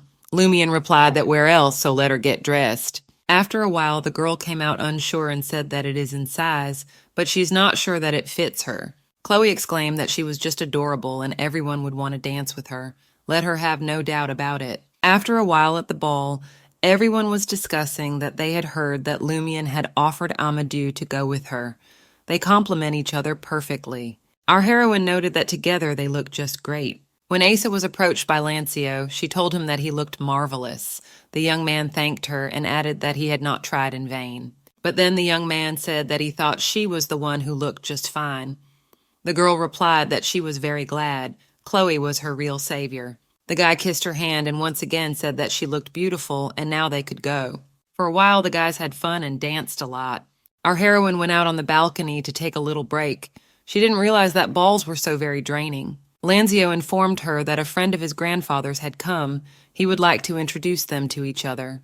Our heroine exclaimed that it would be better a little later and let the young man meet him himself. Even if he was just a friend and not Count Kaizu himself, she still had to be careful. When Amadou came out to her, our heroine asked in surprise why he was alone.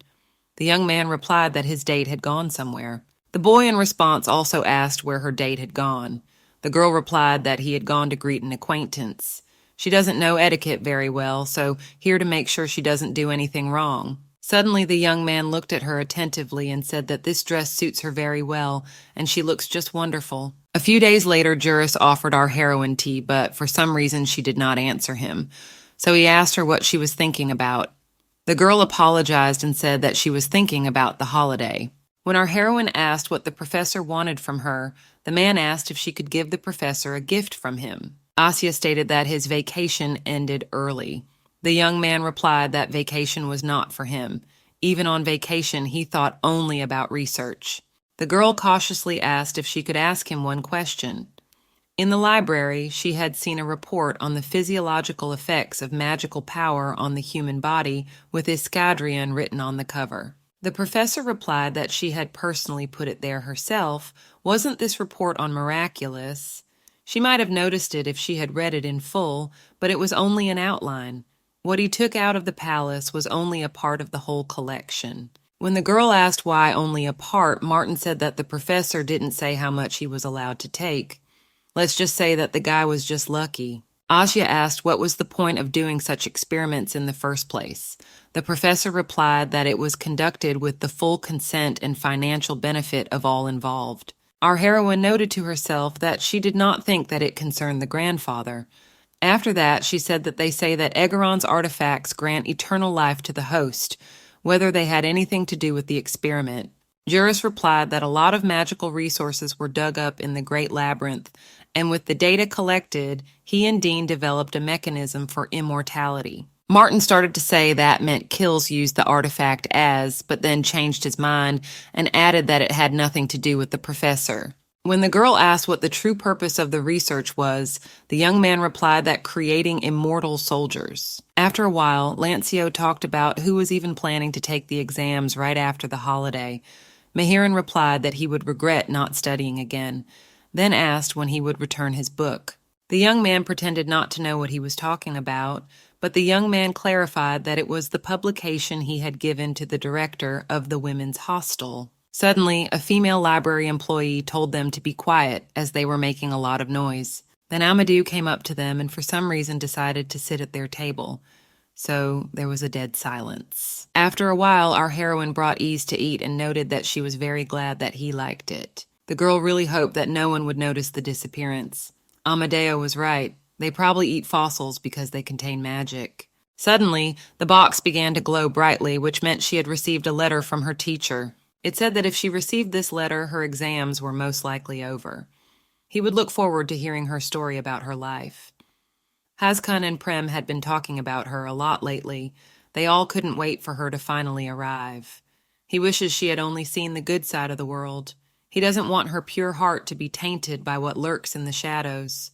Keels realized that her vulnerability is actually a heartbreak, a strength that emboldens her. Sometimes he thought she would fly away on those wings. But the end of the sentence was crossed out and Asya didn't understand why. Then continued reading. The teacher wrote she asked Yupeke, had she heard the story of the great dragon and the golden bird? The one where the dragon's eye still looks to where Ingraham's bird flew and how his body turned into a continent. Some say that the Upakes are only categorized as a subspecies because of the fact that they chose to stay on the continent rather than chase the golden bird. Others say they chose to do so on their own, while still others claim that they are the spawn of a dragon that has returned to protect the humans. To this day, you can see Upakes in the skies of a site. After a while, our heroine looked at the results, which put her in 13th place. To herself, she noted that she had done better than she had expected. Amadeo was again the first and should be congratulated. Noticing that the girl was shaking her head in different directions, Lancio asked who she was looking for. Since it was very noisy, she moved to his ear and said she couldn't find Dalkian if he had seen him. The young man replied that he was always very busy during this period. Asya asked why he was busy after all his exams were over. The guy replied that yes, but the entrance ceremony of new students is very soon, so he is preparing for this event. When the girl asked what Amadou had to do with it, the boy said that it was probably because he was the dean's grandson. The young man then added that she had been talking about Dalkian too much lately. Our heroine looked at him and noted that he was upset about something. But she said aloud that it was not so. She certainly doesn't speak well of him all the time, but still. Lunzio said that wasn't what he meant. The girl exclaimed that seriously, she doesn't talk about him that often. After a while, the dorm director stopped by our heroine's room and told her that Lanzio wanted to see her. The girl was surprised that he was still here. Miss Ruth said she hoped she would clean the room before she left. When the woman left, Asya noted that just a little more and things could have gotten very bad. Then she began to hug Upake and tell him that he was so nice and quiet. Then began to ponder the fact that taking him home was not a good idea. He probably wouldn't be able to be quiet for 16 hours. So took him to Chloe, who was shocked and asked what it was all about. Our heroine exclaimed that she was the only one Asya could trust him to. The girl asked at least to explain to her what it should be fed with. Then she saw her friend and asked if he wanted to see her. The young man replied that yes, he just wanted to say goodbye and give her the book he had taken from Miss Ruth. Our heroine asked what the book was even about. The guy clarified if she wanted to take a look. Asya replied that she did. After reading a bit of what it was about, our heroine exclaimed, "That is it really Mahiran's book." Plus, the director of the girls' dormitory had read it too. The boy said that it was selling very well in the north, hadn't she read it? The girl replied that of course not, and shoved the book back at him. The young man then said that summer vacation was just around the corner, and would she like to go to Erinville with him? The girl replied that of course, and clarified if they would be calling Mahiran. The boy replied that no, as he wanted it to be just their day. Our heroine thought it was a bit odd, but she replied that it was fine. Just him and her then. She then asked if he wanted to talk about something in private. The guy replied that yes, the academy might listen to them, so he would tell her all about it later. The girl looked at him carefully and noted that Linzio seemed to look neater today than usual. Then she added that she was just about to stop by. She hadn't been home in a while, so she wanted to buy some special gift. The guy replied that he even knew what to offer her. The perfect gift would be a bottle of good wine from Clodigan. Asya thanked the guy and said that he had really helped her out. The young man replied that he shouldn't be grateful. He's sure everyone will like it. This is his grandfather's favorite wine. Our heroine asked if he would drive him a bottle. Lanzio replied that he can't drink it. The doctor forbade it because of his health. Then the young man gathered his thoughts and asked if she would go home for the whole summer to Calencia. Asya replied that yes, and clarified why he was asking. The young man said that if she was free, she would like to come to his home in Ilpin-Bijou. The girl clarified if he wanted her to visit him. The guy replied that he would show her around the neighborhood and probably introduce her to his family if she wanted to, of course. Asya thought to herself that she wouldn't mind, but Count Kaizu would definitely be there, and she can't take that risk. Moreover, she doesn't want to see anyone but her family. So she thanked him for the invitation and said that she was flattered, but she would like to spend this vacation with her family. The young man frustratedly replied that there was no need to apologize. He thinks her family would also dream of seeing her. Our heroine then told Linzeo not to misunderstand her, but could he not tell his relatives about her? Then wanted to try to think of why, but the guy interrupted her and replied that it was fine. She might not take him seriously, but he had his secrets too. Asya didn't understand what kind of secrets, so she asked what he was talking about. The young man leaned toward her and whispered that he meant that he wouldn't tell everyone about the girl he was crazy about. Then he added that he wanted to tell her about it a little differently, but as it came out, so it came out. Our heroine did not have time to answer anything when Amadeu appeared in the room. She noticed that in his hands was a book called Introduction to Elemental Magic, which they had talked about earlier. When the guy asked how long they had been so close, Asya exclaimed that what was he even talking about? They were good friends. Actually, the girl and her friend were very busy, so if he forgave them, it was time for them to go. Already on the street, the young man sadly muttered that she called him a friend. When Asya, not having heard, asked again what he said, the guy replied that it was nothing. He just wanted to walk her to the station. When the girl had already boarded the carriage, Lunzio shouted to her that they would see each other next semester. May she have a good time with her family. Our heroine waved him goodbye and wished him the same. On the way, the girl thought only of the fact that she couldn't wait to see Kilsa again. After a while, our heroine arrived at Brion Station, which was announced over the loudspeaker. She then saw Prem and rushed over to hug him, saying that she hadn't seen him in so long and he didn't need to come to meet her. It's not like he even knew when she would arrive, so how did he guess? The boy replied that he had been waiting for her every day since spring break started. It didn't bore him at all, after all. He was her big brother and he was worried about her. Welcome home, Asya. When they reached home, Premtut set a fancy table with a great abundance of different dishes. Our heroine exclaimed that it had been so long since she had eaten the food he had prepared, how delicious it was. Grandfather asked if she had gone hungry and asked her. The girl exclaimed that no, their seafood was delicious, but the boys' dishes were still the best. When Haskin said with a laugh that he thought they were mocking her, Kills muttered that he thought there was a little of that going on after all. Then he turned to Asa and asked her to tell him exactly how they had bullied her, in detail. The girl replied that it was a secret. The old man added that children should learn to solve their own problems. Our heroine said that, in fact, everything was fine. She got a lot of friends who treat her well. Some even confessed their love to her. After that, the dining room fell into a sepulchral silence and everyone stared at her. Asya asked what was wrong. Grandpa asked with interest what happened next after it happened. Our heroine replied that absolutely nothing. The old man stated that it turns out that she rejected him. Asya replied that she had no other choice. She never saw him as anything more than a friend. In fact, she wasn't interested in dating at all. Only a dumbass would endlessly discuss which guy is cooler and want a relationship with him. It's like they're all still just learning. When the old man said that usually kids her age are already starting to get interested in that sort of thing, the girl replied that she would think about it. She also has a friend whose name is Chloe. She said that she wants to get married right after graduation. Asya thinks that apparently this is normal for noble ladies. Meanwhile, the young man's expression became so angry that he seemed to darken. Noticing this, his grandfather kicked him under the table with his foot to get him under control. The young man immediately came to his senses and tried to pretend that everything was all right. After a while, our heroine looked into his office and said that she forgot to give him something. When the guy asked what it was, Asya replied that it was a gift from Professor Juris. Paying attention to the expression on his face as he unwrapped the gift, the girl noted to herself that he really didn't like Martin. Seeing the jar of coffee, Keels noted that now it was clear what he meant when he said he would bribe him. When Asya clarified whether he knew about the gift, the young man replied that Martin had sent him letters, but he had never responded to them. As she began to rummage through the stack of letters, she noted that they were terribly dirty. It would have made Professor Juris weep. After reading what he had written, the girl learned that he had begged her teacher to come to a Franger, at least once. Our heroine said that Kills obviously liked Professor Martin very much. The young man replied he deluded himself that the boy would actually think about it. That was his big mistake. Turning her attention to the box, our heroine asked what he made it for while she could send him letters just like Martin. It shouldn't be faster or cheaper. The young man asked if she didn't like her. Asya exclaimed that she liked it very much. It was very nice to see his handwritten letters. She was also impressed when she realized that he had spritzed them with his perfume. The young man then asked what the name she had said was. The girl didn't understand what he was talking about. She then added that her name was Asya.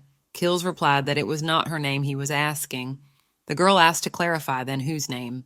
The young man tiredly said that it didn't matter. She'd better go rest. He remembered that she always went to bed at this time. Asya replied that she had started falling asleep much later at the academy. Then she caught herself and added that she meant that she likes to go to bed early, but she can't. They have a lot of homework. It seems like all the professors think their classes are the only ones all the students have. The funny thing is that she has heard that when Juris teaches them next year, the workload will double. Some of the students were just begging Professor Travian to stay. After listening to her, Kill said that if it was too hard for her there, she could always return home. Our heroine immediately exclaimed that no, it's not that hard. She wants to continue her studies at the academy. Noticing that his facial expression changed, Asya asked if he was angry or not. The guy replied that it didn't matter. In fact, it's already time for her to go to bed. Our heroine exclaimed that she had already told him that she didn't want to go to bed yet.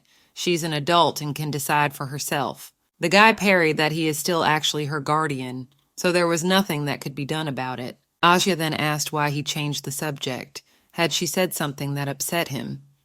The young man replied that she had not. The girl replied that because he was going to tell her something. How much longer would he keep secrets from her? Quiles replied that he would tell her everything when she was ready. Asya exclaimed that he was a liar. He never told her anything important. What he was thinking about, the girl herself cannot guess. Then our heroine realized that she flared up and said that she takes back her words. But suddenly the guy asked if she wanted him to tell her absolutely everything. Did she mean that he was obliged to tell her every thought that troubled him? He was terribly worried about how her days at the academy were going, who she was spending time with, whether anyone was hurting her. He wanted to know every detail of her time there, and he still kept it all to himself because he thought he would be too intrusive and start annoying her. Asya thought to herself that he was the only one who was so secretive with her. So she said that he should just ask. She doesn't know why he's so interested in knowing everything, but let him ask if he wants to. The young man responded to all this succinctly, saying that it was time for her to go to bed. Our heroine never waited for a normal answer to her question, so she wished him good night. It had been a few days since the conversation. She thought she would be able to spend all her days together with Keels while she was at home. She would have liked to make up with him, but the young man avoided her. Then the girl decided that enough is enough. This cannot go on and they need to talk. Our heroine crept up to him and suddenly hugged him and asked him to make her coffee. For some reason, the young man froze and did not utter a word. Aja apologized to him if she scared him too much. She just wanted to play a trick on him, as she had done before. The guy replied that from now on it would be better to refrain from such close contact with him. Our heroine took a step back and wondered if she had behaved too childishly. Then the young man turned to her and asked if she wanted to go for a walk. On the way, Asya talked about the fact that there was only 1 year left until graduation, and she was beginning to think about what to do after graduation. The girl wants to start earning money on her own, so she thinks that it will be necessary to find some work for magicians, but she doesn't know where to start. She thought to herself that she would talk about anything that came into her head, as long as there wasn't such a heavy silence, but she didn't think Kyles was listening to her at all. So she asked him what he was thinking about at the moment. The young man replied that he was thinking about the right words to use so that she wouldn't hate him. Our heroine didn't understand what he was talking about, so she asked him to explain. The guy answered that, to be honest, he's been thinking about all this since she left for the academy. Asya asked what exactly it was about. Quiles replied that about how he regretted the words he had said to her in parting. The girl remembered what he had said about not wanting to let her go even now. If it was in his power, he would have locked her up at home to make sure that she would never leave. The young man added that he just wanted her to never feel any pain. His intentions were good, but at the same time, he was too stubborn. Aja always found the good in the things he hated. She turned out to be much stronger than he thought. He convinced himself to ignore the fact that he was wrong just because he didn't want to admit it. Like the girl said earlier, she's an adult now. She wants to see and experience more things on her own. Therefore, the young man promises that he will not interfere in her life anymore. It's time to go where each of them should be. Our heroine asked what he means, where else we'll go, why he tells her about it. Hearing no answer, Asya said she found an old book in the library at the academy. It was published in the 3rd year of the imperial calendar. Therefore, the girl realized that Quiles had lived a very long life. The young man replied that he did. He can do nothing to prevent our heroine from despising him now. The girl might think him a coward, but she was the only one, the homo he would not want his past to become known. Our heroine replied that she could not judge him for his past.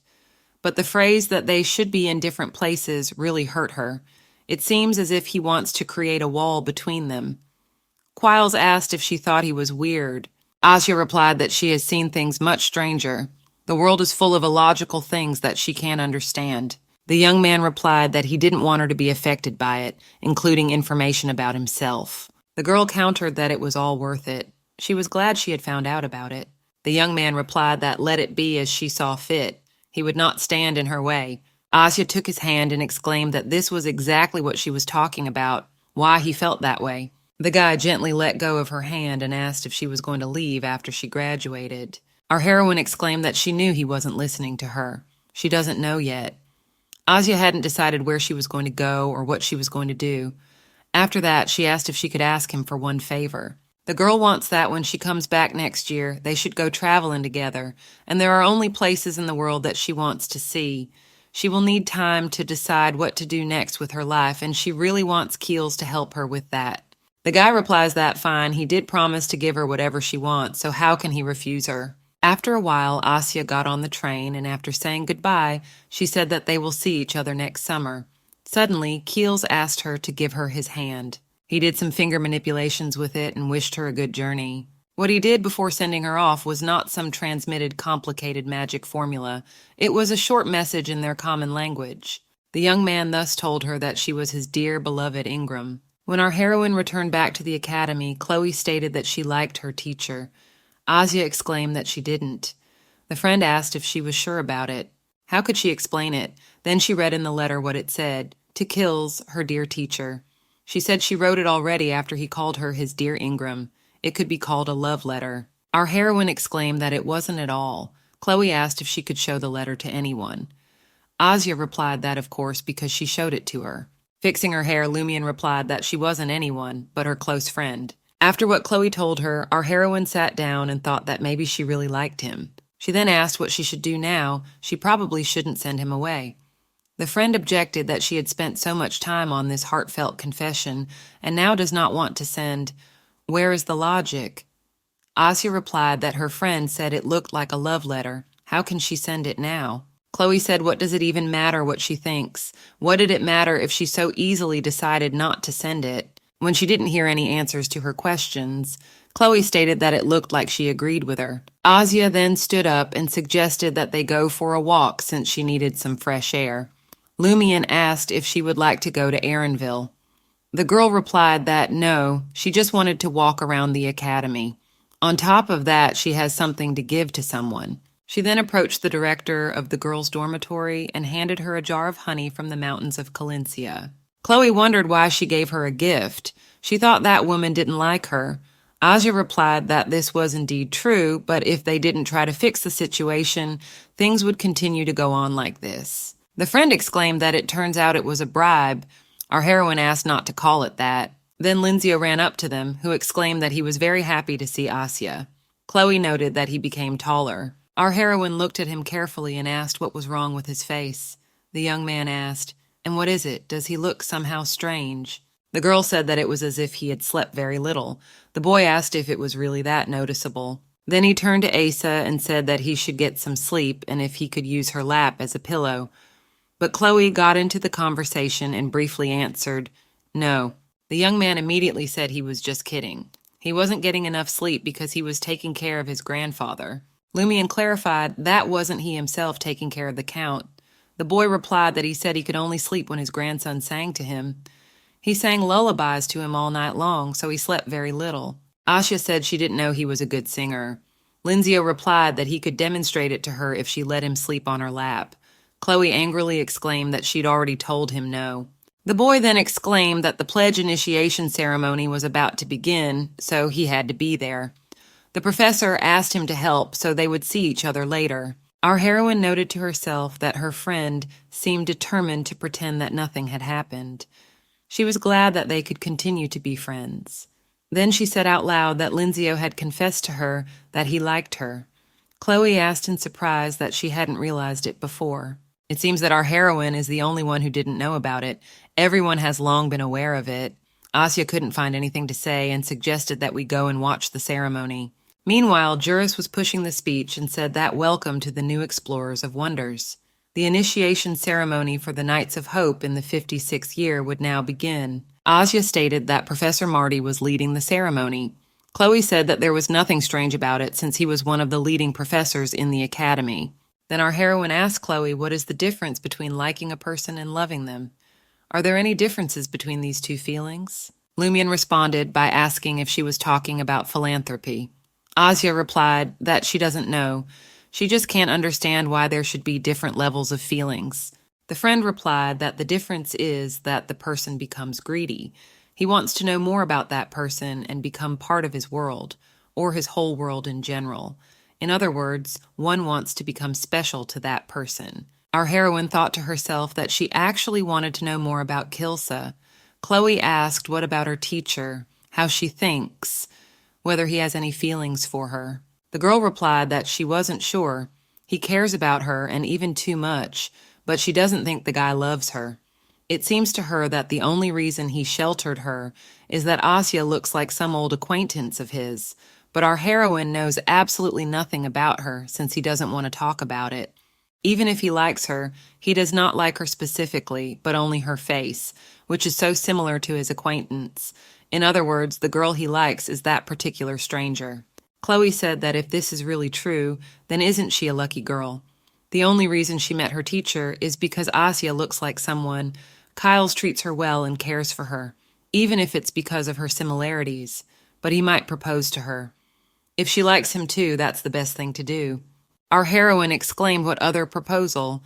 It would mean that he doesn't like her, but only her looks. Chloe replied that it doesn't matter. True love doesn't exist anyway.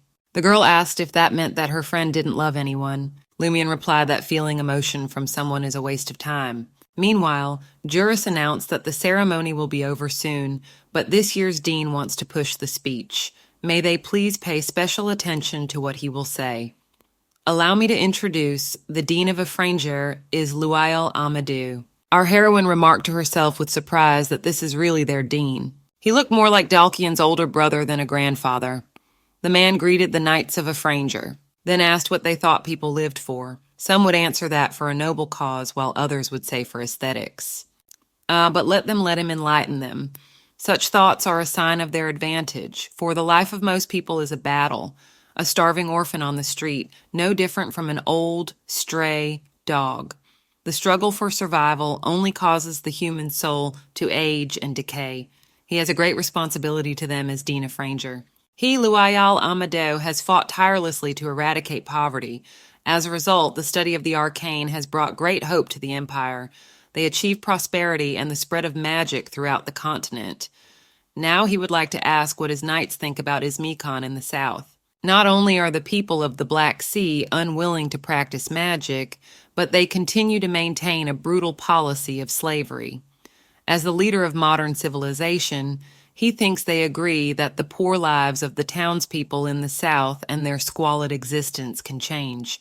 Do they not consider it their sense of duty to save these poor souls? As of today, Aster declares war on Izmikon. They will surely come out of the battle victorious.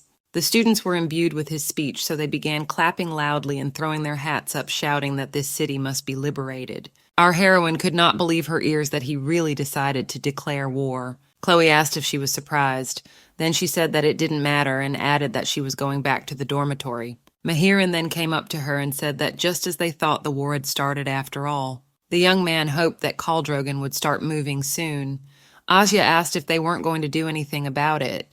The boy replied that the royal family had not reacted to this information in any way. They haven't answered anything until now. Our heroine stated that in that case, Caldrogan might be in danger too. After a while, Professor Juris exclaimed that they hadn't seen the students for a long time. Had they enjoyed learning from Travian during his absence? The students, on the other hand, were very upset and asked for that teacher back. Some asked when he would have his next vacation, and in general why he was back so early. The man replied that he could have been out of work. He was gone for a whole year. It is very cruel of them to treat him like that after he had recovered.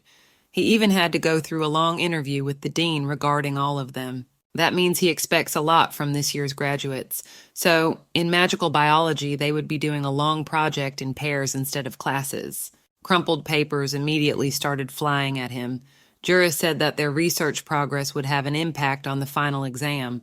They can reprimand him all they want, but he won't change his mind. They will be divided into pairs based on their grades from last semester. The student with the highest grade and the student with the lowest grade will work together. So they will start right now and have everyone sit in pairs. It dawned on our heroine that the best was Amadeo and the worst was her, so they would have to work together. The young man, however, walked up to her and said hello. The girl looked pleadingly at Juris and mentally asked him not to make her do research with him. Then she thought that he wouldn't let them switch pairs anyway. It felt like he had paired them up for a purpose. Why, she picked up the assignment and started to study it. It said that Professor Travian was assigning them to study the Upac egg. Dragons are amazing creatures. Their teeth are mana stones, their scales and eyes can resist magic, and their hearts are the source of magic. Their entire body can be considered magical. The students must study the mana core inside the eggs when they open them. Their research project this semester will be to come up with a spell that can make the mana nucleus unite with the magical creature. The boys got it right. They will need to create a magical creature. It sounds complicated, but it is possible. They will have a whole year to do it, so the professor wishes them luck. Our heroine asked if he had any notes left from last semester. When the young man handed her all the lectures, Asya exclaimed that it was not surprising that he was the best in the class. Everything is so detailed. Suddenly the guy came close to her face, and the girl did not understand why he was doing this. Then the young man quietly asked how Ace was doing. Asya replied that he was growing so fast that soon she wouldn't be able to keep him in her dorm room. Amadou asked how big he was now. The girl replied that it was bigger than her pillow. The young man marveled that he had grown so much in just 6 months. Asya replied that luckily, thanks to her teacher, the Upac is homeborn. She's practicing flying with him every night, so he'll soon be able to return to her on his own whenever he wants. The boy clarified if she meant that she would let him go one day. The girl replied that of course she would. She was sure he would be better off with others like him. The young man then asked if he could come to see him sometimes. Our heroine answered that, of course. After a while, Asya told Aiz that one day he would have to fly away, especially when Professor Juris returned to the academy. She immediately remembered him saying with scalpel in hand that it was very nice of Professor Travian to leave him an egg to dissect. So there was no other way out, and they would have a very long training session tonight at night. But there is still something left. Our heroine still hasn't decided to send a letter to Kyle's. It's Chloe's fault, since after she said it's a love letter, Asya feels awkward. Being that maybe she really likes the teacher, after all, why does this all give her such conflicting feelings? She then decided to reread everything she had written. It said that after their goodbye in Brion, she kept thinking about the meaning of the word Ingram. It's an object of curiosity, longing, and the unknown, a forbidden place that everyone wants to return to. The word itself evokes longing. Her answer for him is that she too wants to learn as much as she can about him. She knows there is something the master wants to keep secret, but no matter what exactly he's hiding, Asya swears she won't hate him because of it. Our heroine wants to learn more about him.